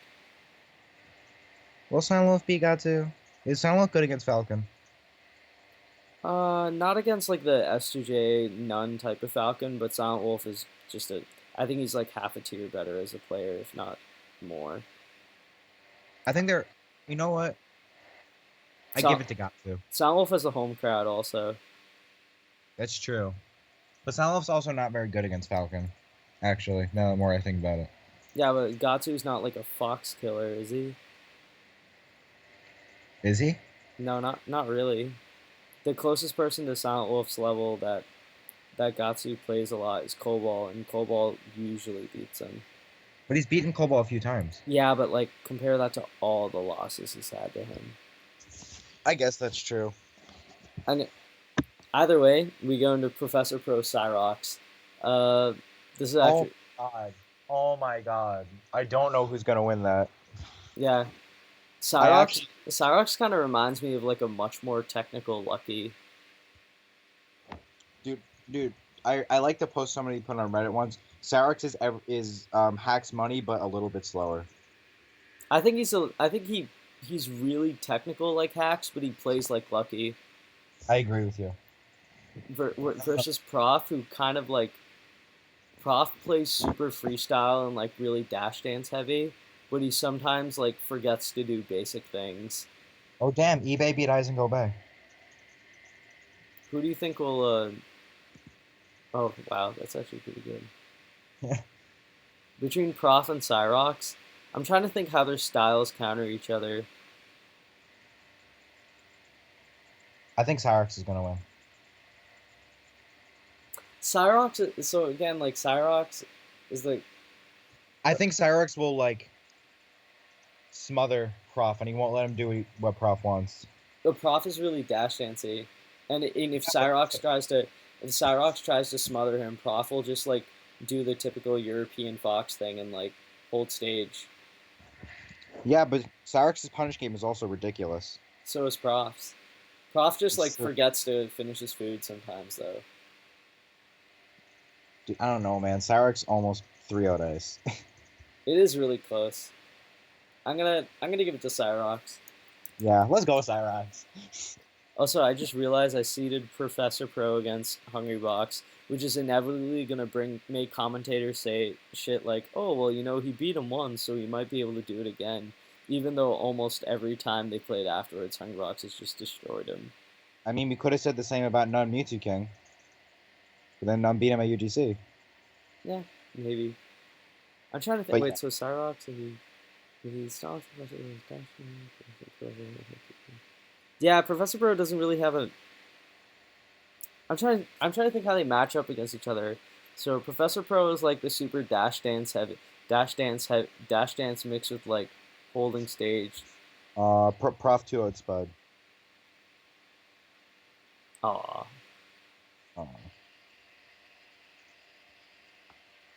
Anyways. I think Prof is a little heavier on like the whiff punishy aspect of playing, but Cyrox is like aggressively takes position and he's like also super technical. I mean, Prof is too, but I don't know. I give Cyrox the slight edge. What would Prof not have an answer to? What would Cyrox not have an answer to? Because I think they both play pretty similarly, but I think Cyrox is a little more willing to like call out people, whereas Prof plays like the super like he can do it sometimes and he makes hard reads, but he more often than not he'll still go back to like holding position. Exactly, which is why I think Cyrox will make the necessary call. Will make the necessary calls and win the set. Maybe. I think Cyrox also hits, or that's not true. Professor Pro also hits really hard. But Cyrox will be like up. Okay, well, it's a toss up, and either way, they're gonna lose to Hungrybox. So Will they though? What if Cyrox beats Hungrybox? Cyrox is not. If Cyrox beats Hungrybox, I would literally. Hey, Cyrox Hungrybox on net play was last game, last hit. They're not. In 2015. Yeah, they're not. We're not gonna talk about it. I'm not gonna entertain this. Dude, if Cyrox is gonna be Hungrybox. Leffen beats Silent Wolf. It's gonna be one of those sets where again, kind of like Professor Pro Hungrybox. People are gonna be like, oh well, Silent Wolf beat Leffen before, so maybe he can do it again at home. But again, it's gonna be an ugly set. Leffen is gonna destroy him. It's gonna look really bad. SFAT Mike Hayes, low key. Oh, last time they played, Mike Hayes literally had it, and he messed up a shine. Also, SFAT's been looking kind of weak in the Fox Ditto, which I didn't think I would say. And Mike Hayes did just beat Mango. Not in the Fox Ditto, but yeah. Yeah, I'm just saying, like, as a... We've literally said this so many times, Mike Hayes beat Mango, just because it's so... Dude, it needs to be drilled into people's heads. Yeah, Mike Hayes beat Mango. I think the fact that he beat Mango before Lucky could beat his Fox or Falco is crazy. Dude, that's Mike Hayes. Yeah, Mike Hayes, he's been putting that work, dude. Mike Hayes SFAT's really close. I would not be surprised if Mike Hayes won. Okay. I honestly think Mike Hayes is gonna win. But this is but I think this is like while I think SFAT is a favorite and like a slightly better player, I think this is like actually really close to 50-50. I agree with you. Like I can't even I don't even think SFAT is like a decent favorite. I think he's barely a favorite against Mike Hayes. Yeah, SFAT's not looking very good recently. I think I'm gonna go with the upset pick and pick Mike Hayes for this. I agree with you. I'm gonna go with Mike Hayes, making winners quarters. Alright, this leads us to a very interesting thing where we either have Westball's Crush, where Westball's and Crush actually it went to last game at Shine, but Westball's forced the Westballs barely won the first game after almost blowing a 4-stock lead, lost the second game by a stock, and then 4-stock crushed the last game. Poor Crush. Yeah. So I think if Westballs and Crush play again, it'll be another one of those kinds of sets where Westballs kind of toys with this food for wins. But if in your case you have Chip going there, I think Crush beats Chip. Dude, no. Actually, yes, I agree with you. Crush is super good against Crush has beaten the Moon, Zoso, and Zane this year among Mark players. And Ken. I think Crush would beat Chip, but I think Westballs would win. So I'm going to put in Westballs, but I'm going to put in parentheses that you have Chip winning, or that you have Crush winning. Yes. Dude, Crush and winners quarters of a major. Yeah, it would be sick. Also because he got sponsored by EGTV, so. Yeah. Ooh, the same sponsor as Cyrox. Yeah. Crush and Cyrox look similar. Okay. Oh, and Fat Goku was also sponsored by them. Oh, that means we get to see Ice versus Drugged Fox in top 16. That's crazy. I think Drugged Fox wins again. I kind of feel bad for having these guys play again. I should have swapped Swedish, so we have Swedish Drugged Fox and then Ice versus None. Nah, man, it's too late now. No, it's not. I can just... Because either way, we agree that I'm going to give Swedish the nod over Ice. Just for matchups. Yeah. Anyways, I think Drugged Fox beats Swedish. I don't think it substantially changes anything. Does it? Yeah. No, I think Drugged Fox beats Ice or Swedish. Which is crazy to say. Yeah. Well, wait, hold on. What does this change for in top 32? That means Swedish has to play... That means Swedish has to play Spark. Yeah, Swedish wins that. And Ice has to play, like... That means Ice has to play NMW. So, yeah, never mind. Yeah, I don't think that much changes. Yeah, I think Swedish... And I think Drugged Fox beats either of them. Okay. So, yeah, I think Drugged Fox beats Swedish also. This is his kind of matchup that he'll do really super well in. Yeah. I agree. So then we have Ice versus None. It was really close last time. Yeah. I could see none winning it, but I think Ice will clutch it out. I agree. Just because Ice likes playing really fast and really crazy. Yeah. So like none will play super up tempo, but Ice does fine in that as long as you don't out hit him. Ice doesn't do well if you out hit him, but I feel like Ice hits Falcon pretty hard. Yeah. So then there's Wizrobe and the Moon. I think Wizrobe takes that pretty solidly. Yeah. I agree with you. Then we get regional. Then we get PPU versus Nintendo. That sucks. Ooh, I don't know who's gonna win that. What if I switch the Nintendo and Moon seeding, so I have PPU versus Moon and Wizrobe versus Nintendo? Yeah, you can do that. That's arguable. Yeah, I think Nintendo is a little better than Moon, but it's not like inconceivably bad, right? Right.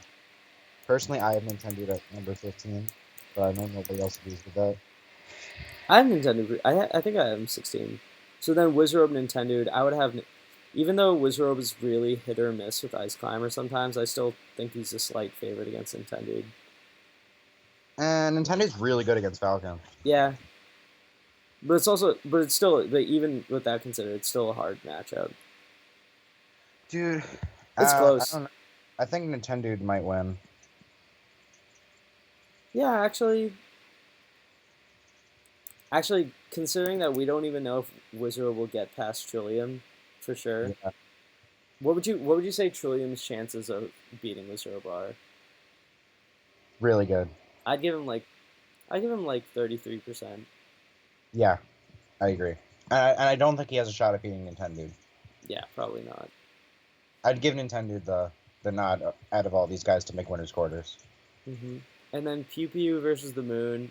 Pew Pew I think is like half a tier better. Is like decently better than the Moon. I mean, But they're 1-1 in sets this year. I think they're 2-1. Are they? They played at NorCal Loves Teams, I think, and then they played at Evo. Yeah, but they played at Blood for Blood, and Pew Pew barely won. Oh, I remember that now. Yeah. Ooh, this is close. I don't know. I'll give PPU the very slight edge. I think because Pew Pew won the last one by so little, and Moon has been kind of like in the spotlight a little more.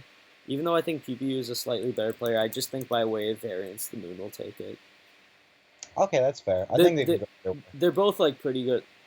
They both got a lot better in the Fox Ditto. The Fox Ditto? I mean the Marth Ditto. I think it's actually really I think Moon and PPU are actually closer in skill now than they've ever been. Yeah, I agree. I think Pew Pew is still like decent. Like I don't think you could argue Moon above Pew Pew, but I think he's getting really close. Yeah, I agree. I have them at 17 and 18 on my list. Either way, that leads to Hungrybox versus the Moon, which is super ugly. I think. Oh, Well, actually, that's not No, fair to Moon because Moon has been putting a lot. I think Hungrybox will win like solidly, but Moon has been putting a lot of work. I think he can take a game. Well, Hungrybox destroyed him at Summit. Not that much. They went last stock twice, didn't they? First game was really bad. Yeah, the first game looked like old. So that's why I think Moon.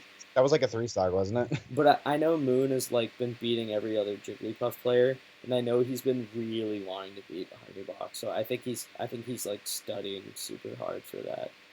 I think Hungrybox wins though. No, I think he wins like 90. I'm like 95% sure Hungrybox wins, but I think Moon could take a game. Oven just said, "What if Moon and PPU Fox did it? Who would win?" I think Moon. Moon. Both do have Fox secondaries. I think Moon would win. Moon actually has like a super technical Fox. But PPU's Fox is really good too. Yeah, it's like 9.5. It beat Amsa. That's true. The Yoshi Amsa. I don't know. It's tough to say. What do you think? Ooh, Leffen versus Nintendo. Nintendo wins. You think just straight up?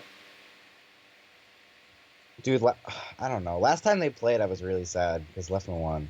But I feel like this is one of those things where people predict Nintendo because it's like a top 15 player beating a top 5 player, and that happens to be Leffen, but I think Leffen will take it. I want Nintendo to win, and then I want to see Leffen's tweet. I want Nintendo to win, but the only way I want Nintendo to win is if he like shield grabs, missed L cancels, and just wobbles Leffen for all his stocks. Yes, I want to see that right now. I want to see that. Dude, I remember their SmashCon set in 2015. The crowd was literally chanting "wobble." It was so fun. All right, I still think Leffen takes it. Are you? Yeah, I'll give it to Leffen. All right. That means my K's ice. That's interesting. I'll give it to Ice.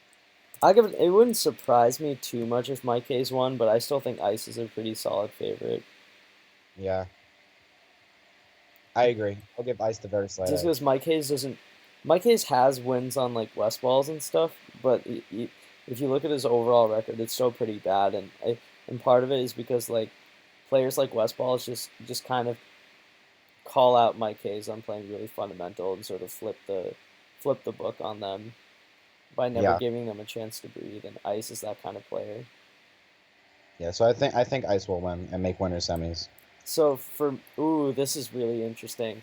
So in my bracket, West Balls would play Drugged Fox, which I think West Balls is decently favored with, but Drugged Fox loves playing Falco. That's his favorite matchup.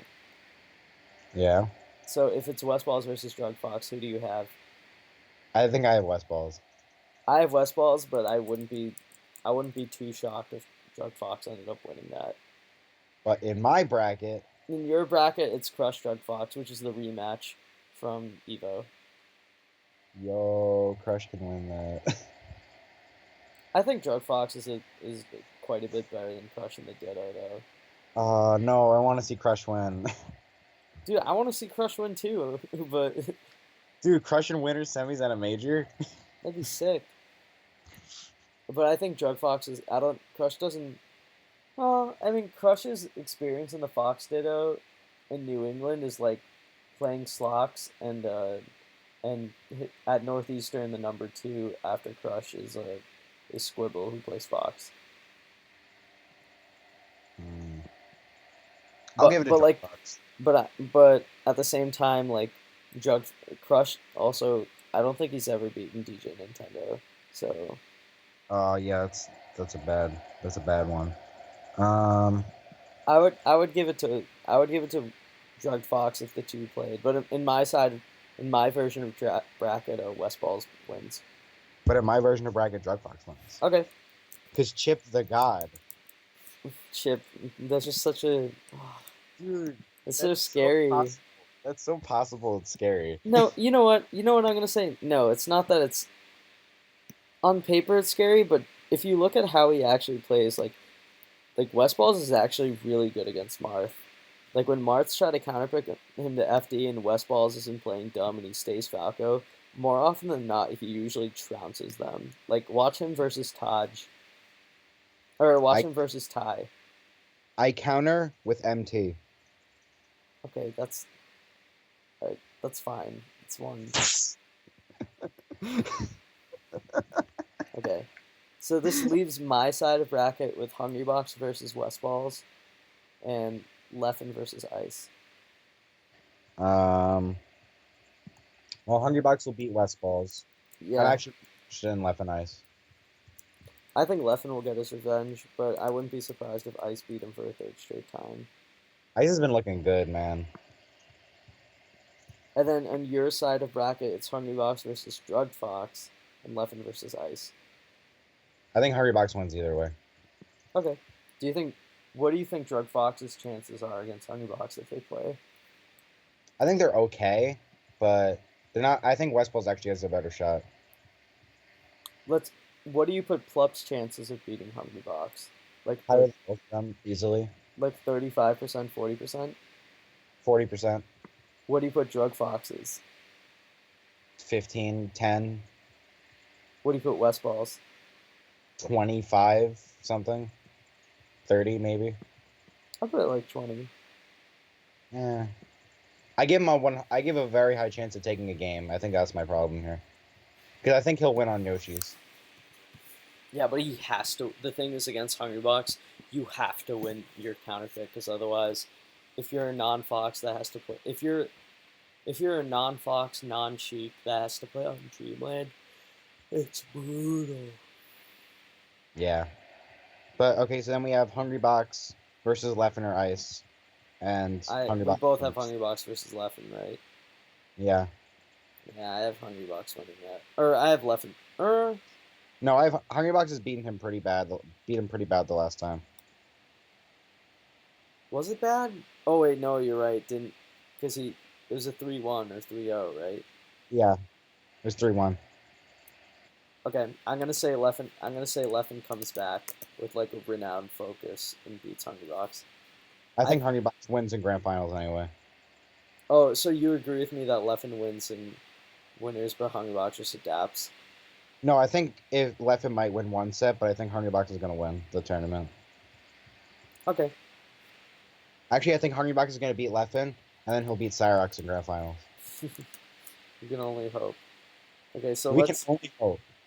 So let's take a look at the chances of each person from each of the relevant like contenders for number one from our projected top 32 bracket. Oh damn! eBay almost beats together. So Hungrybox's chances. So Hungrybox's chances would have him having to beat. Would have him needing to beat Cyrox in our projected bracket. He would have to beat Cyrox, which is like basically 99% chance. I'd say 95%. If only because of their net play set. Okay, 95. Sure, it doesn't for me. I don't really matter. It doesn't matter for me. You literally give Cyrox no chance. Yeah. Then I'd give him a 95% chance of beating Moon again. Yeah. And then I would give him like an 80% chance of beating Leffen. 80%? No, that's too big. Or no, sorry, not Leffen, beating West Balls. Yeah. And then versus Leffen, I would give him like a 60% chance. Yes, twice.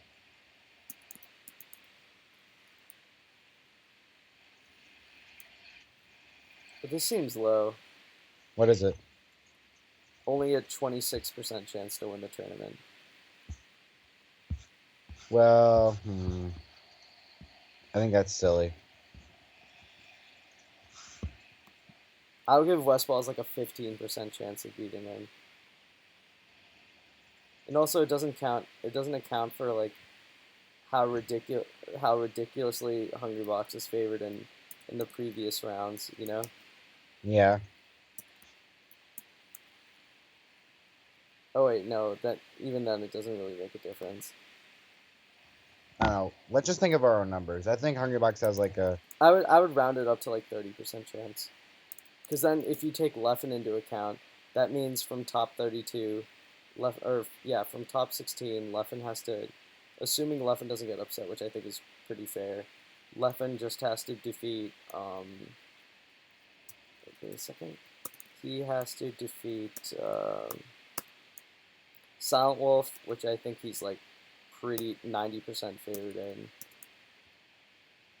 He then has to after defeating Silent Wolf, he then would have to defeat Nintendude, which I think he's decently favored in.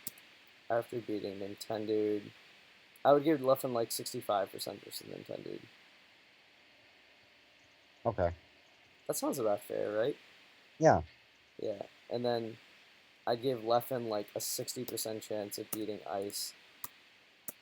And then I'd give him like a 40% chance of beating H-Box twice. Yeah. Oh, never mind. Yeah, Leffen's already at like 6% of winning the tournament. Dude, these numbers are wrong. I disown math.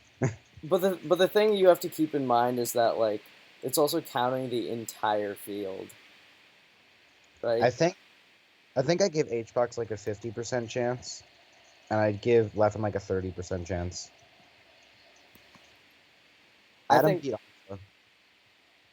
the fact that Adam's in grand finals of the local. wait, what did we say? Leffen's chance against Silent Wolf are like 90%? Yeah. Okay, let's try like 95%. He has like a 95% chance of being Silent Wolf, even though it should be like 90 or something. He has like a 65% chance of being Nintendude. The thing is, this is a hard bracket for Leffen. And then against Ice, he has like a 60% chance of winning. Then against Hungrybox, he has like a 40% chance of winning. And he has to beat Hungrybox again. That's what lowers his chances. The fact that he has to beat in our bracket Nintendo. He has to beat Nintendo, Ice, and Hungrybox twice. That's really hard. That's hard for him, yeah. And even for Hungrybox,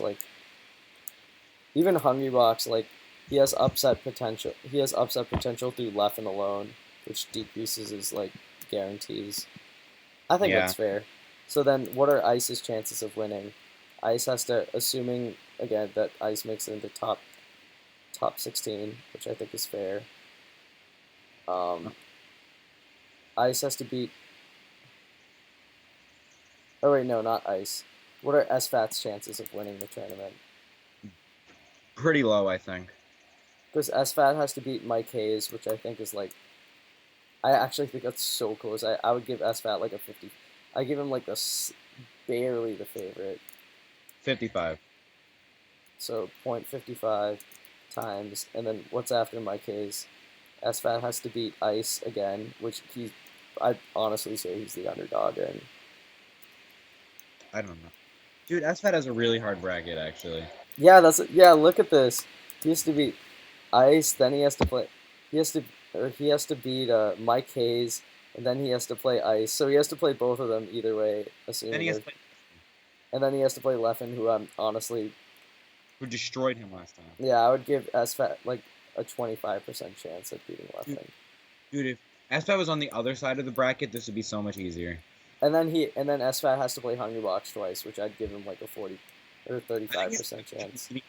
I think if he gets to winners finals, I think he has a better chance of beating Hungrybox if he makes the winners finals and actually getting to winners finals. Yeah, I agree.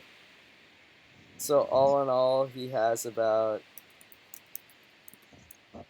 a 0.75% chance of winning the tournament. He has a horrible bracket, actually. Yeah, this is really hard. Sorry, SFAT. SFAT, you suck. No, don't say that. That's mean. Sorry, Zach. Don't kill me. You don't suck. I don't think he would really care what we have to say, though, to be fun. No, maybe SFAT's a really sensitive dude. Okay.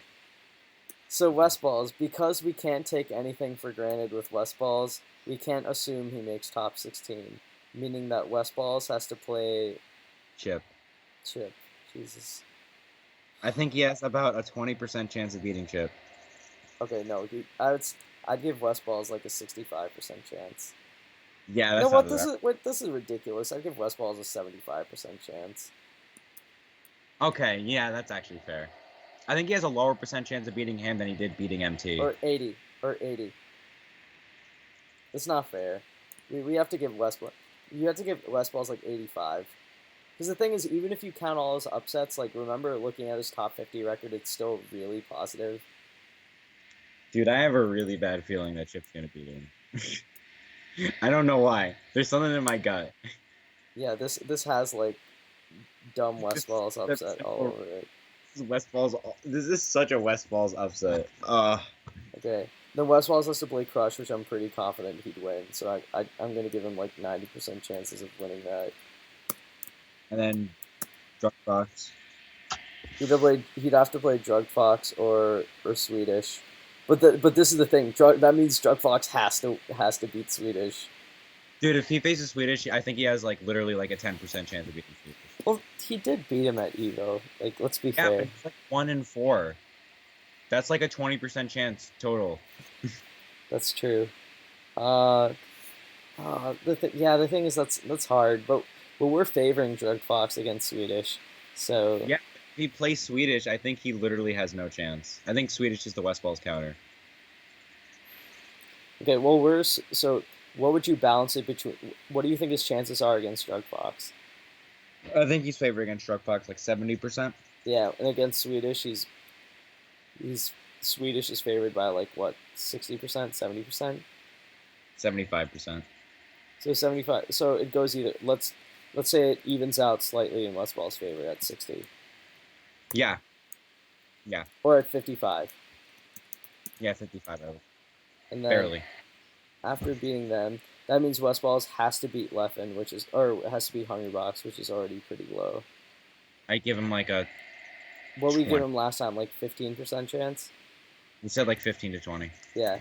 And then against Leffen, I would give him like a 40% chance. Yeah. Sounds fair. And let's say balancing him and Hungrybox out, if he has to play one of the two in grand finals again and beat them, I would give him like a 30% chance. Yeah. 25 to 30%. Yeah. So West Balls also has like a 0.76% chance of winning. Slightly higher than MassVet. So is there any doubt that Hungrybox is going to win this tournament? No. Is there any upset potential? Leffen maybe. Cyrox maybe. The thing is, these numbers seem really low. I think it's because I think this just shows the drastic difference between a tournament like Eden with no gods and a tournament with gods. Like it just completely destroys everything. Yeah, because we can't put fair odds on like. We can't give like people like Ice or people like Ice more than 1% because they like don't beat HBox. Yeah. So it's like this just really shows the difference. Wait, hold on. It's a Swedish.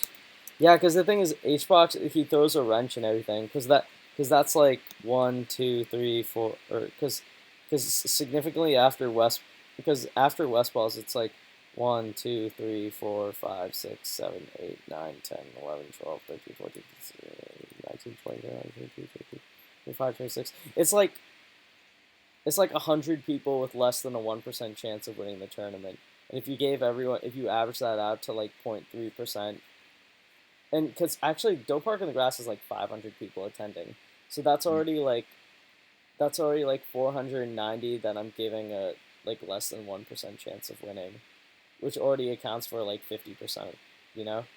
Yeah. If not more. See, like how many people are going to Dope Park on the Grass? Let me check.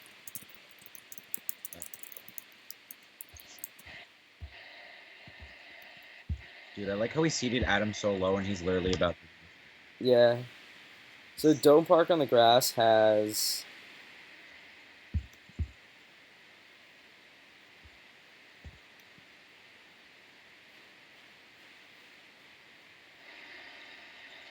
how many people do it have? Shit. This is at the bottom of the attendees. If you click melee singles and scroll to the bottom of the page. 639. Okay.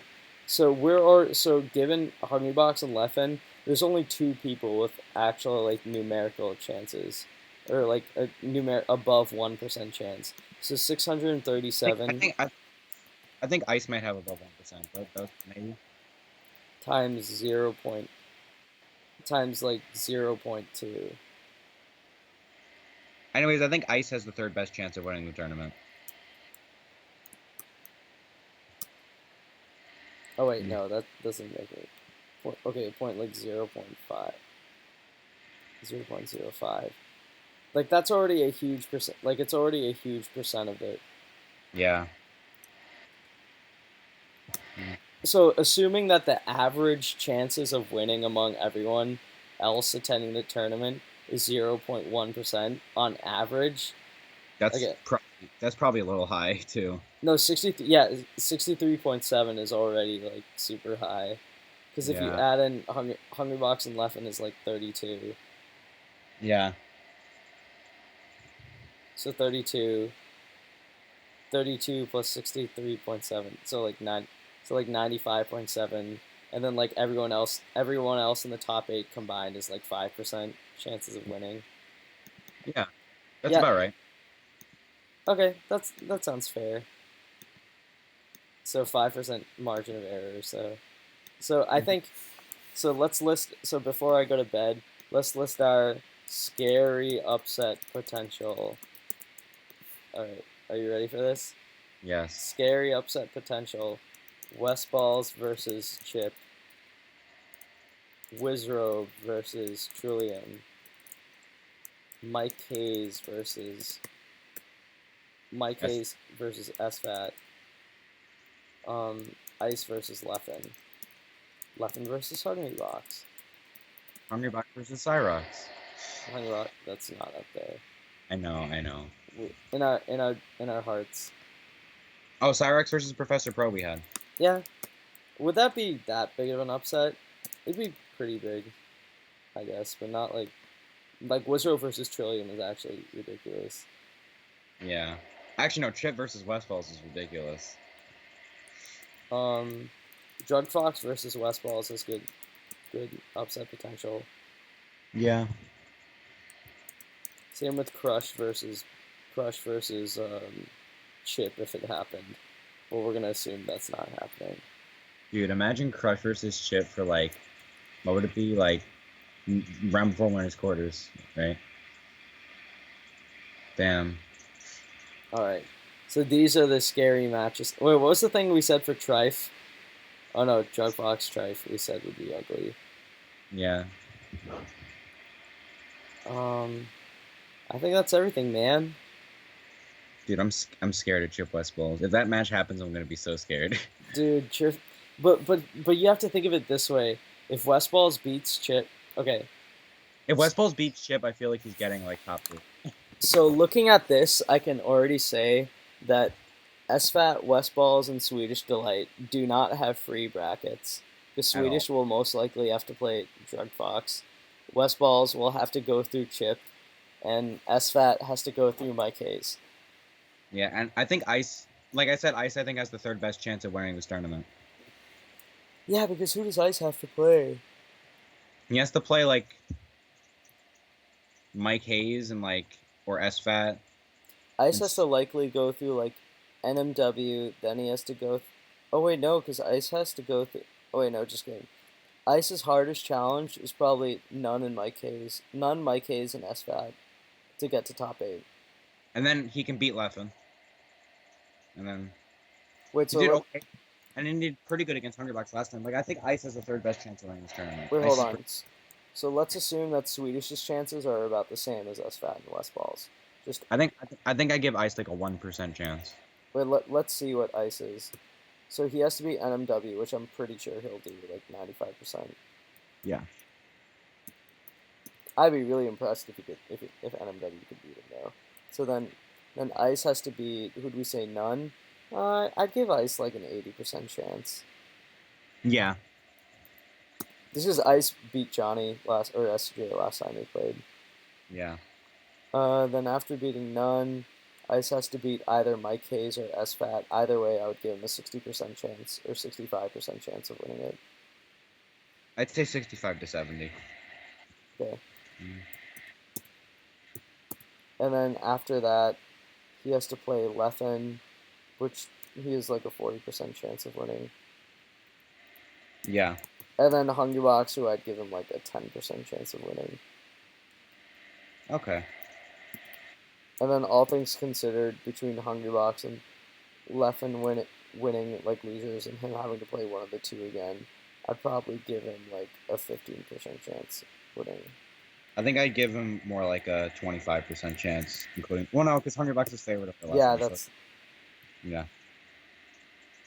Oh no, never mind. This is still saying that Ice is still a pretty big underdog. That's because, but it's also because of the Hungrybox thing.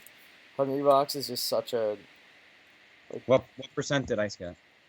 He got like 0.2.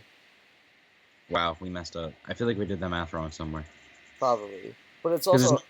There's no way he has a lower chance than the other guys. But don't forget it's Hungrybox also. Like, Ice yeah, I think he has a better chance against Hungrybox than you're giving him credit for. No, but think about what we're measuring too. We're measuring someone's ability to win the tournament. Ice has a better path to top 8 or like maybe to grand finals. But when it comes when you factor the Hungrybox part of it, that's where it gets really messy. Yeah, I guess. Poor Ice. So I think for safe top 8 picks, I would say Ice, Leffen, and Hungrybox are about as safe as you can get. Or Leffen and a Hungrybox, obviously, but I think Ice is safe too. Yeah. I think when it comes to grand finals, I think I'm I would bet money on Leffen if I was getting like I would bet money on Leffen if I was getting like 4-1 odds on him. Yeah, that's fair. And then I think I think between the 3 and 5 seeds are kind of vulnerable. What is Wizrobe's bracket? It's Trillium and Oh Link. yeah, that's rough. Because he is Trillium and Nintendo, and even if he beats Nintendo, he has Leffen H-Box. That's hard. If he can make it to H-Box, he might win the tournament. If if PPU can make it past Moon and beat H-Box, then PPU would have to play West Balls or Drug Fox according to our brackets. And then PPU could play Leffen. I think if you have a sleeper pick for this tournament, it's PPU. I guess, yeah, that makes sense. Think of all the matchups that PPU isn't good in.